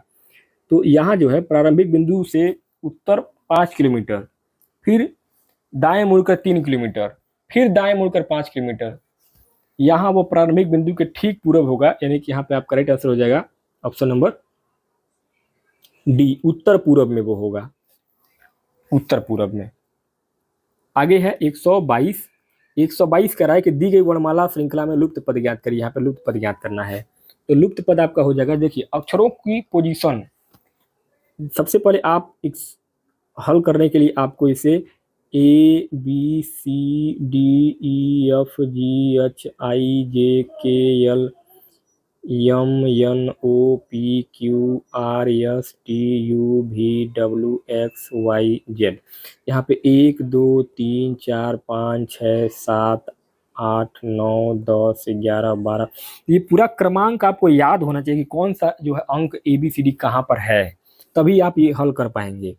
तो इसमें जो है देखेंगे तो यहाँ पे आपका 122 नंबर के प्रश्न में राइट आंसर होगा ऑप्शन नंबर आपका बी डबल ओ, क्योंकि यहाँ पे अक्षरों की पोजीशन को अगर देखेंगे तो ए जो है 1 नंबर पे है, सी 3 पर है, एफ 6 पे है और जे आपका 10 पर है। तो यहाँ +2 +3 +4 यानी कि अगला अंतर +5 होगा, तो 10 + 5 बराबर 15 हो जाएगा। तो 15 बराबर क्या हो जाएगा आपका, यहाँ पे 15 नंबर पे ओ आता है, तो यहाँ पे वही आपका डबल ओ करेक्ट हो जाएगा। 123 करें कि एक फैक्ट्री प्रतिदिन 500 इकाइयाँ बनाती है, उसमें से 2% प्रतिदिन खराब पाई जाती है। इसके अलावा उन खराब इकाइयों में से 10% की मरम्मत नहीं की जा सकती है। फैक्ट्री एक सप्ताह में कितनी ऐसी इकाइयाँ बनाती है जिनकी मरम्मत नहीं की जा सकती है। तो यहाँ जो है आपका हो जाएगा ऑप्शन नंबर ए 7 जो है आपका करेक्ट आंसर हो जाएगा, क्योंकि प्रतिदिन खराब इकाइयों का जो अगर परसेंटेज निकालेंगे तो आपका ये हो जाएगा 500 का 2% बराबर हो जाएगा आपका 10। अब इन 10 में से मरम्मत न होने वाली इकाइयां हैं, यानी कि 10 का 10% बराबर 1 यानी प्रतिदिन, तो एक सप्ताह में कितना होगा, एक सप्ताह में 7 होगा, यानी कि 7 इकाइयां। आगे 124 कह रहा है कि हेमा ने अपने बड़े भाई अर्जुन के करियर की शुरुआत के ठीक 8 साल बाद अपना पेशेवर करियर शुरू किया।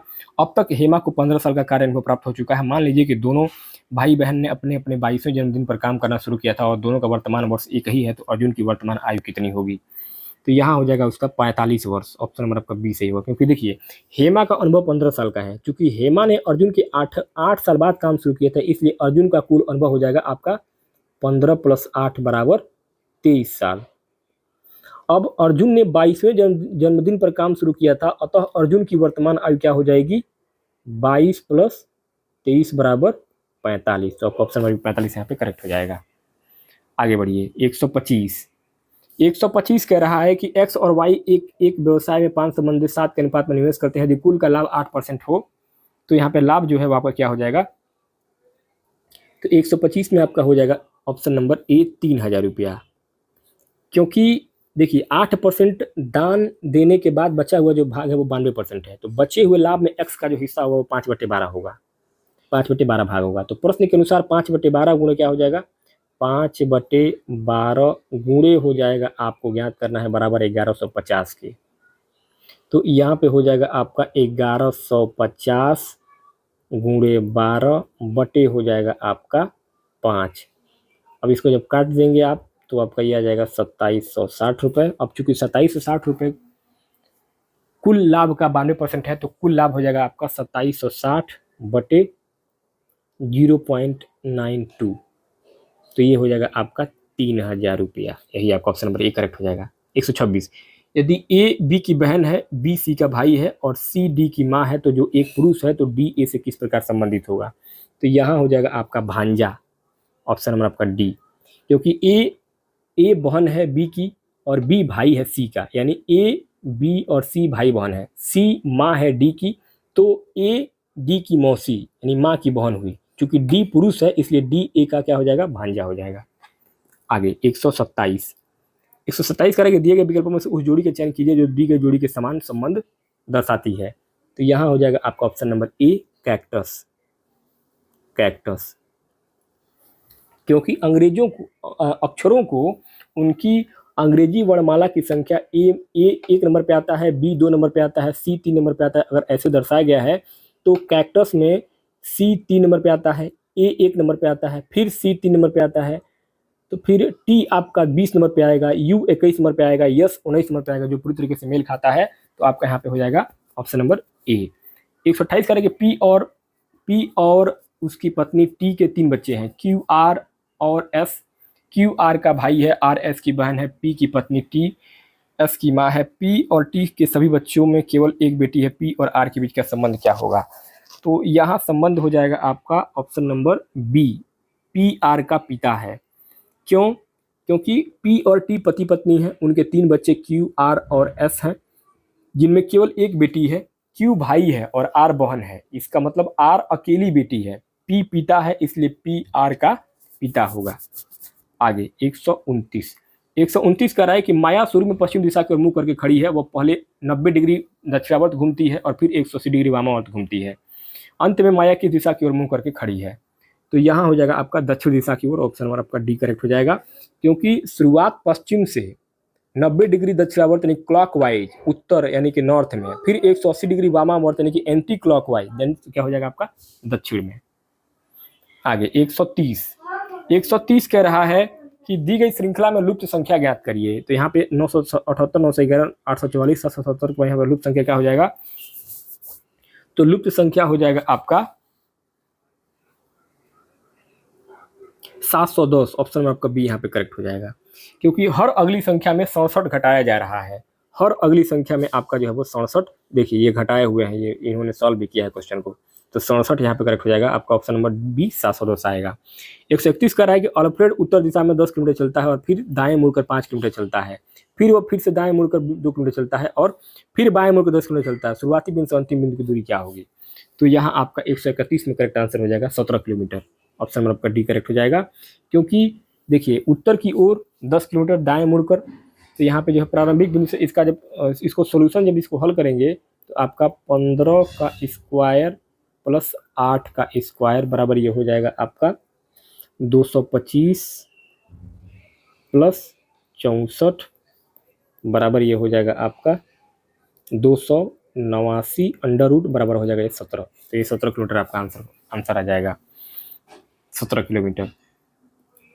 आगे 132 कह रहा है कि ए और बी ही एक निश्चित स्थान से एक ही निश्चित स्थान से चलना शुरू करते हैं। ए उत्तर दिशा में 6 किलोमीटर चलता है, फिर दाएं मुड़कर 10 किलोमीटर चलता है। बी पश्चिम दिशा में 8 किलोमीटर चलता है, फिर दाएं मुड़कर 6 किलोमीटर चलता है। अब ए और बी के बीच कितनी दूरी आपसी होगी? तो ये हो जाएगा आपका टोटल 18 किलोमीटर। ऑप्शन में आपका सी से हो जाएगा 18 किलोमीटर। तो देखिए ए उत्तर में 6 गया, फिर दाएं मुड़कर पूरब में 10 गया, यानी कि इसका निर्देशांक 10 और 6 है। क्या है? 10 और 6। फिर बी पश्चिम में 8 गया, फिर दाएं मुड़कर उत्तर में 6 गया, तो इसका जो है वो 8 और 6 आ रहा है। अब दोनों समान क्षैतिज यानी रेखा यानी कि y पर 6 पर है, तो उनके बीच की दूरी क्या हो जाएगी आपका 10 -10 और -8, ये माइनस प्लस हो जाएगा, तो आपका ये 18 हो जाएगा, 18 किलोमीटर। 133 कह रहा है कि निम्नलिखित सादृश्य में संख्याओं के पहले जोड़े के बीच का संबंध दूसरे जोड़े के बीच के संबंध के समान है। दिए गए विकल्पों में से वह सही उत्तर चुनिए जो सादृश्य को पूरा करने के प्रश्नार्थक चिन्ह के स्थान पर आएगा। तो यहाँ 133 नंबर के प्रश्न आपका ऑप्शन नंबर ए सही हो जाएगा 85, क्योंकि देखिए यहाँ पे आपका जो है 18 संबंधे 82 का संबंध जो है वो जो दिखाया जा रहा है, इसमें आपका पहली संख्या में जो है वो पहली संख्या में 64 जोड़ने पर दूसरी संख्या प्राप्त हो रही है। तो यहाँ पे जो है 21 में जब हम पहली संख्या में 64 जोड़ने पर, तो यहाँ पे आपका जो है, हाँ ठीक है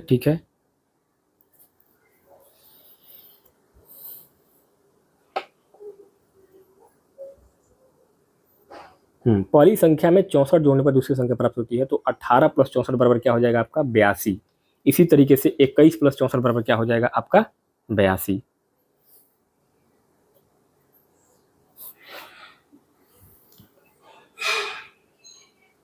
यहाँ पे आपका ऑप्शन नंबर 21 यहाँ पे 64 आ जाएगा।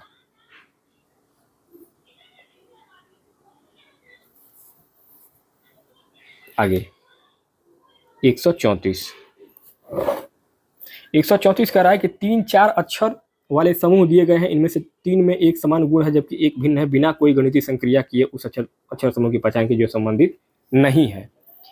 तो यहाँ जो है आपका 134 में करेक्ट आंसर हो जाएगा ऑप्शन नंबर बी DEF, क्योंकि CEG, BDF और ACE में हर अक्षर के बीच जो है वो +2 का अंतर है, जिसे CEG, लेकिन DEF लगातार अक्षर है, इसमें एक अंक का अक्षर है, तो यही आपको क्या हो जाएगा विषम हो जाएगा, अंतर हो जाएगा।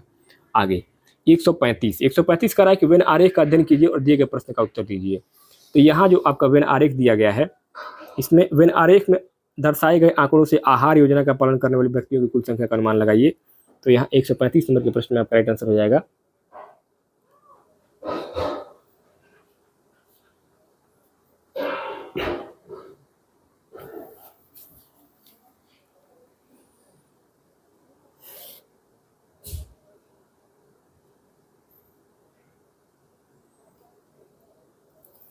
वेन आरेख में डायरेक्ट प्लान को वृत्त सर्कल से दर्शाया गया है, तो वृत्त के अंदर मौजूद सभी संख्याओं का योग, इसको जब जोड़ लेंगे तो आहार जो है आपका योजना हो जाएगा 18, 6, 12, 4, 7, 8 ये जोड़ लेंगे आपको कितना आ जाएगा 18, 24, 4, 28, 12, 40।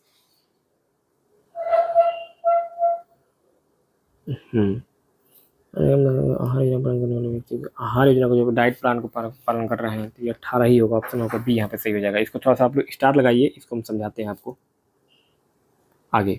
136 कह रहा है कि दी गई श्रृंखला में लुप्त संख्या ज्ञात करिए, तो लुप्त संख्या इसमें जो हो जाएगा वो आपका 8190 हो जाएगा, ऑप्शन आपका डी यहाँ पे सही हो जाएगा 8190। क्योंकि यहाँ पे जो है देखिए हर पद में देखिए हर पद को क्रमशः जो है वो आपका 1.5, 2, 2.5, 3, 3.5 या 4 से गुणा किया जा रहा है। तो यहाँ पे जो है आपका 2047, देखिए सभी संख्याओं को इसमें जो है वो 1.5, 1.5, 2, 2.5, 3.5, 3, 4 से गुणा किया जा रहा है। तो इसमें आपका ये हो जाएगा 2047.5 गुणे हो जाएगा आपका 4, जब 4 से गुणा करें तो 8190 आपका यहाँ पे करेक्ट आ जाएगा। 137 कह रहा है कि कमला पश्चिम की ओर मुंह करके खड़ी है, वह 180 डिग्री दक्षिणावर्त, फिर 225 डिग्री दक्षिणावर्त और अंत में 135 डिग्री वामावर्त घूम जाती है। अब वह किस दिशा में मुंह करके खड़ी है, तो यहाँ 137 में आपका हो जाएगा ऑप्शन नंबर सी दक्षिण में, क्योंकि पश्चिम 180 डिग्री क्लॉकवाइज यानी कि पूर्व ईस्ट में, 225 डिग्री क्लॉकवाइज दक्षिण पश्चिम और फिर 135 डिग्री एंटी क्लॉकवाइज यानी कि दक्षिण आपका करेक्ट आंसर हो जाएगा। 138 कह रहा है कि निम्नलिखित के सही जल छवि का क्रम क्या होगा, सही जल छवि का।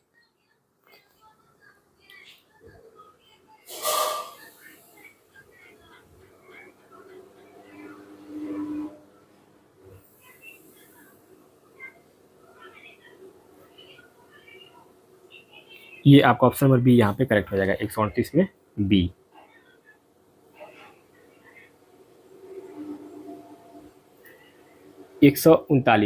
एक वर्गाकार कागज को तिरछा मोड़कर एक त्रिभुज बनाया जाता है, फिर त्रिभुज के ठीक बीच में एक छोटा सा गोलाकार छेद किया जाता है। जब कागज को खोला जाता है तो वर्गाकार कागज पर कितने छेद दिखाई देंगे, तो ये पूरा कागज को जो दिया गया है इसमें जो है आपका D2 जो है आपका यहाँ पे करेक्ट हो जाएगा ऑप्शन नंबर डी, क्योंकि कागज को एक बार विकर्ण यानी कि डायगोनली मोड़ने पर 2 परतें बनती हैं, दोनों परतों के बीच से एक छेद करने पर खोलने पर 2 छेद दिखाई देता है, तो यहाँ पे डी आपका 2 करेक्ट हो जाएगा।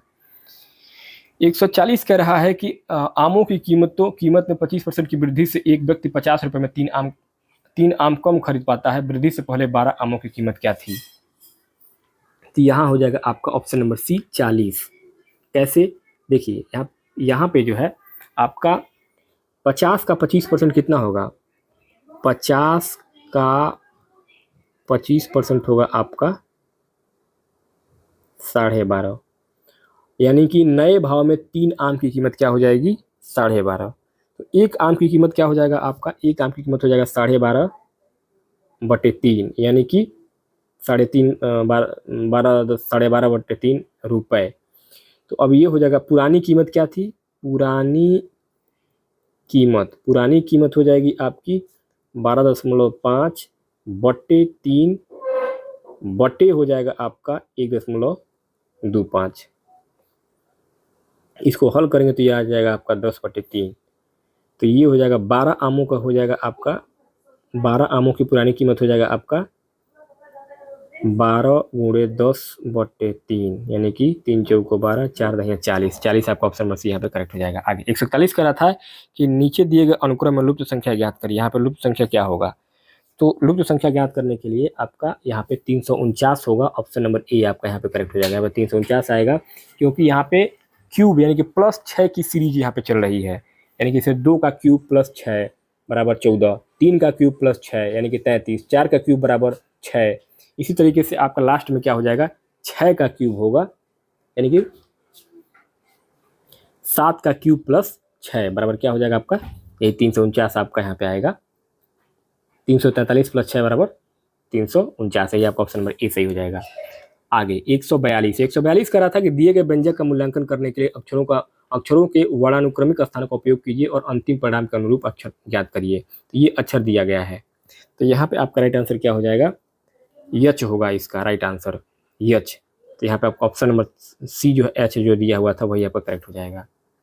आगे 143 कह रहा था कि दिया गया बार ग्राफ 2000 से 2006 तक वार्षिक लाभ आंकड़े रूप में प्रदान करता है। तो ये पूरा बार ग्राफ दिया हुआ था। तो अब इस बार ग्राफ के हिसाब से अगर देखेंगे तो यहाँ पे आपका बार ग्राफ के हिसाब से 143 में आपका राइट आंसर क्या हो जाएगा, ई 4 संबंधित 3, ऑप्शन नंबर ए आपका 4 संबंधित 3 आपका यहाँ पे करेक्ट हो जाएगा। 144 कह कि एक निश्चित कोड में बॉट को 21,520 और JOG को 10,157 लिखा जाता है, तो उसी कोड में TOP को कैसे लिखा जाएगा। तो यहाँ जो है अक्षरों के क्रमांक सीधे लिखे गए हैं, जैसे T 20 नंबर पे है, T जो है वो 20 नंबर पे आता है, O 15 नंबर पे और P 16 नंबर पे। तो यहाँ D हो जाएगा आपका 20, 15, 16, यानी कि T 20 नंबर पे आता है, O 15 नंबर पे आता है और P आपका 16 नंबर पे आता है। बस यही आपका राइट आंसर हो जाएगा। 145 कह रहा है कि 12,200 रुपये पर वार्षिक ब्याज दर से 2 वर्षों के लिए वार्षिक रूप से संयोजित चक्रवृद्धि ब्याज कितना होगा। तो चक्रवृद्धि ब्याज का सूत्र बहुत आसान होता है, 2562 रुपये आपका आंसर आएगा यहाँ पे, ऑप्शन नंबर डी। चक्रवृद्धि देखिए 10% के लिए 2 वर्ष का प्रभावी ब्याज प्रतिशत क्या हो जाएगा, 10 + 10, देखिए 10 + 10 + 10 गुणे 10 बटे हो जाएगा आपका 100, 0 से 0 कट जाएगा। तो जब इसको हल करेंगे बराबर ये 21% के था, जब इसको हल करेंगे तो ये हो जाएगा आपका 12,200 गुणे 21% बराबर ये आपका आ जाएगा 2562 रुपये, ही 2562 ऑप्शन नंबर डी यहाँ पे करेक्ट हो जाएगा। आगे 146 नंबर पे अगला प्रश्न पूछा गया है कि यदि आई बराबर 3 @ बराबर 5 और हैश बराबर 7 है तो @ इसका मान ज्ञात करिए। इसको भी हल करें, बॉडमास के नियम से भी हल होगा। तो यहाँ जो है आपका राइट आंसर हो जाएगा ऑप्शन नंबर डी, 9 इसका राइट आंसर होगा। क्योंकि देखिए यहाँ जो है @ बराबर 5 है, f बराबर 3 है और हैश बराबर 7 है, तो 5 - 3 + 7 बराबर क्या हो जाएगा, 9। यही आपका ऑप्शन नंबर डी यहाँ पे 9। देखिए इन्होंने भी हल किया है, तो ये 9 आपका करेक्ट आंसर हो जाएगा। 147 आपका यहाँ पे ये कह रहा है कि दी गई आकृति में आयत बावर्चियों को, त्रिभुज महिलाओं को और वृत्त बेकर्स को दर्शाता है। अब यहाँ अक्षर ए क्या दर्शा रहा है, तो यहाँ 147 में आपका ऑप्शन नंबर डी से हो जाएगा। यह उन महिलाओं को दर्शाता है जो बावर्ची या बेकार नहीं है, क्योंकि ए केवल त्रिभुज महिलाओं के अंदर है और आयत जो है बावर्ची वह वृत्त बेकर से बाहर है। आगे 148 कह रहा था कि 130, 140 और 185 का महत्तम समापवर्तक ज्ञात कीजिए। तो यहाँ पे 148 में आपका ऑप्शन नंबर डी से हो जाएगा, 5 जो है इसका महत्तम समापवर्तक हो जाएगा। 130, 140, 185 का सबसे बड़ा उभयनिष्ठ गुणनखंड आपका 5 होता है। आगे 149 कह रहा है कि a + b का अर्थ है a b की पत्नी है, a - b का अर्थ है a b की पुत्री है, a % b का अर्थ है a b का पुत्र है। तो यदि p % q + r है तो निम्नलिखित में से कौन सा विकल्प सही होगा। तो यहाँ पे डी जो है वो आर पी का पिता है, ऑप्शन नंबर आपका डी यहाँ पे आर पी का पिता है, करेक्ट हो जाएगा। 150 देखिए डी आर का पिता कैसे होगा, थोड़ा सा अगर समझना चाहे समझ लीजिए। देखिए डी आर का पिता कैसे होगा, क्योंकि देखिए % का अर्थ है पुत्र और प्लस का अर्थ है पत्नी और पी क्यू का पुत्र है, तो क्यू आर की पत्नी है, अर्थात आर पी का पिता हुआ। आगे 150 करें कि 57 छात्रों वाली एक कक्षा में रजत ऊपर से 25वें स्थान पर है, तो नीचे से उसका स्थान क्या होगा।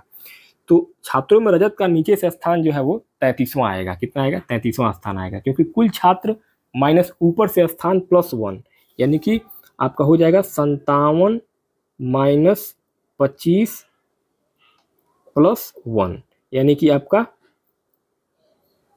57 - 25 + 1, तो यही आपका, हाँ यही आपका कितना हो जाएगा 32 और प्लस 1 बराबर 33। यही आपका 33वां ऑप्शन नंबर डी करेक्ट हो जाएगा। आगे 151 कह रहा है कि दिए गए अक्षरांकीय अनुक्रम में अगला पद क्या होगा। तो ये पद दिया हुआ है।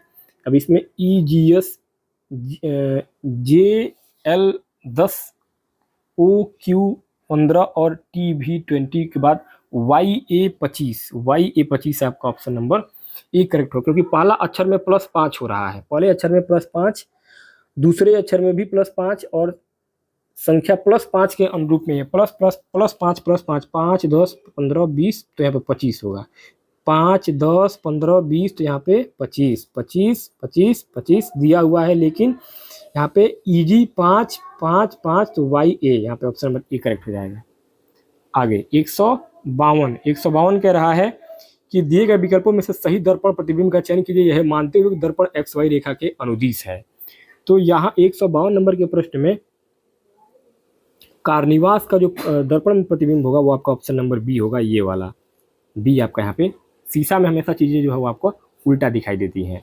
आगे 153 कह रहा है कि जानवरों के एक समूह ने अपनी गुप्त भाषा बनाई है। इस भाषा में हॉर्स को JRVXK लिखा जाता है। इसी नियम का पालन करते हुए जानवर स्नैक को कैसे लिखेंगे। तो स्नैक को लिखेंगे UQEPK, ऑप्शन नंबर आपका बी करेक्ट हो जाएगा, क्योंकि पैटर्न जो है वो आपका +2 +3 +4 +5 और +6 का है। तो ऐसे ही जब आप इसको जोड़ देंगे, हर सब में 2 2 3 4 5 6 जोड़ते जाएंगे तो UQEPK आपका करेक्ट हो जाएगा। आगे 154 कह रहा था कि दी गई तालिका में उन लोगों की संख्या दिखाई गई है जो विभिन्न रंगों को पसंद करते हैं। तो लाल जो है 10, नीला 13, हरा 24, पीला 5 और अन्य 8। तो हरे और लाल रंग को पसंद करने लोगों की संख्या में कितना अंतर आएगा। तो यहाँ पे आपका राइट आंसर क्या हो जाएगा, C 14 आपका यहाँ पे करेक्ट हो जाएगा।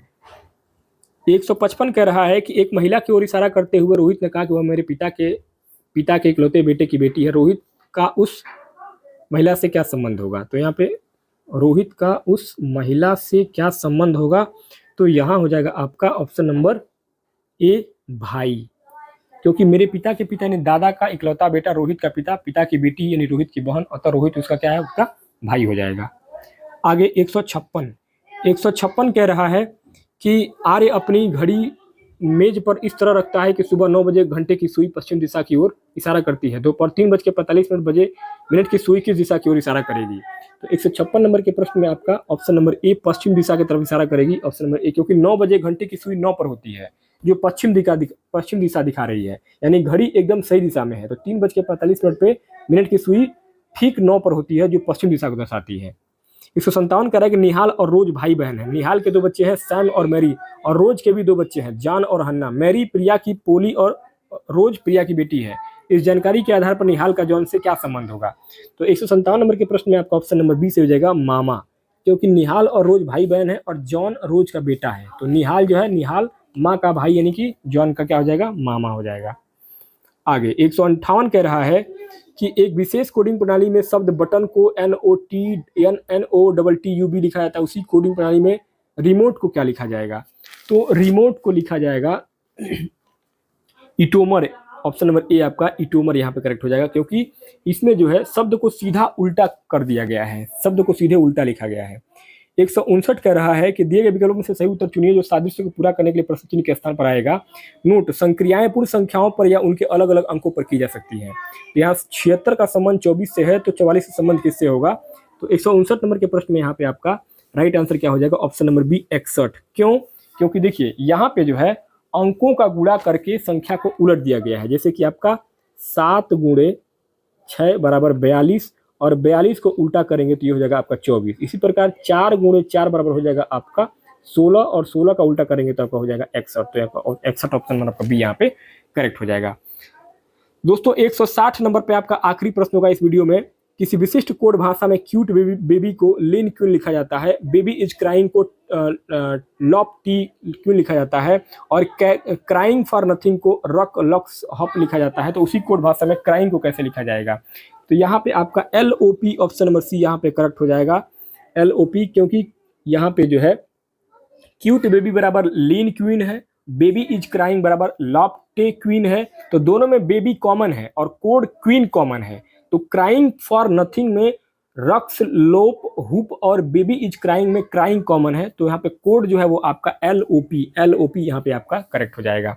तो मेरे मित्रों, इस प्रकार से इस वीडियो में हम लोगों ने UPSI का जो पेपर आप सभी का हुआ है आज के डेट में, यानी कि 15/3/2026 को, उस परीक्षा में जो सभी 160 प्रश्न पूछे गए थे, उन सभी 160 प्रश्नों का हम लोगों ने व्याख्यात्मक तरीके से सोल्यूशन, पूरा आंसर सोल्यूशन के साथ उसका आंसर की बताया है, ताकि आपको किसी भी प्रश्न का आंसर समझने में कोई दिक्कत ना हो कि उस प्रश्न का आंसर क्यों सही हो रहा है। तो पूरे लॉजिक के साथ, पूरे एक्सप्लेनेशन के साथ मैंने पूरे 160 प्रश्नों को हल किया है।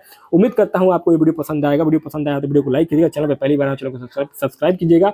मिलते हैं नेक्स्ट वीडियो में नए टॉपिक के साथ, तब तक के लिए बहुत बहुत धन्यवाद। और साथ ही साथ एक बात बता दूं आपको कि आप जो है जो भी प्रश्न छूटे हुए हैं, मिस हुए हैं, उसको कमेंट बॉक्स में टाइप कर दीजिएगा, उसका आंसर मैं आपको कमेंट बॉक्स में बता दूंगा।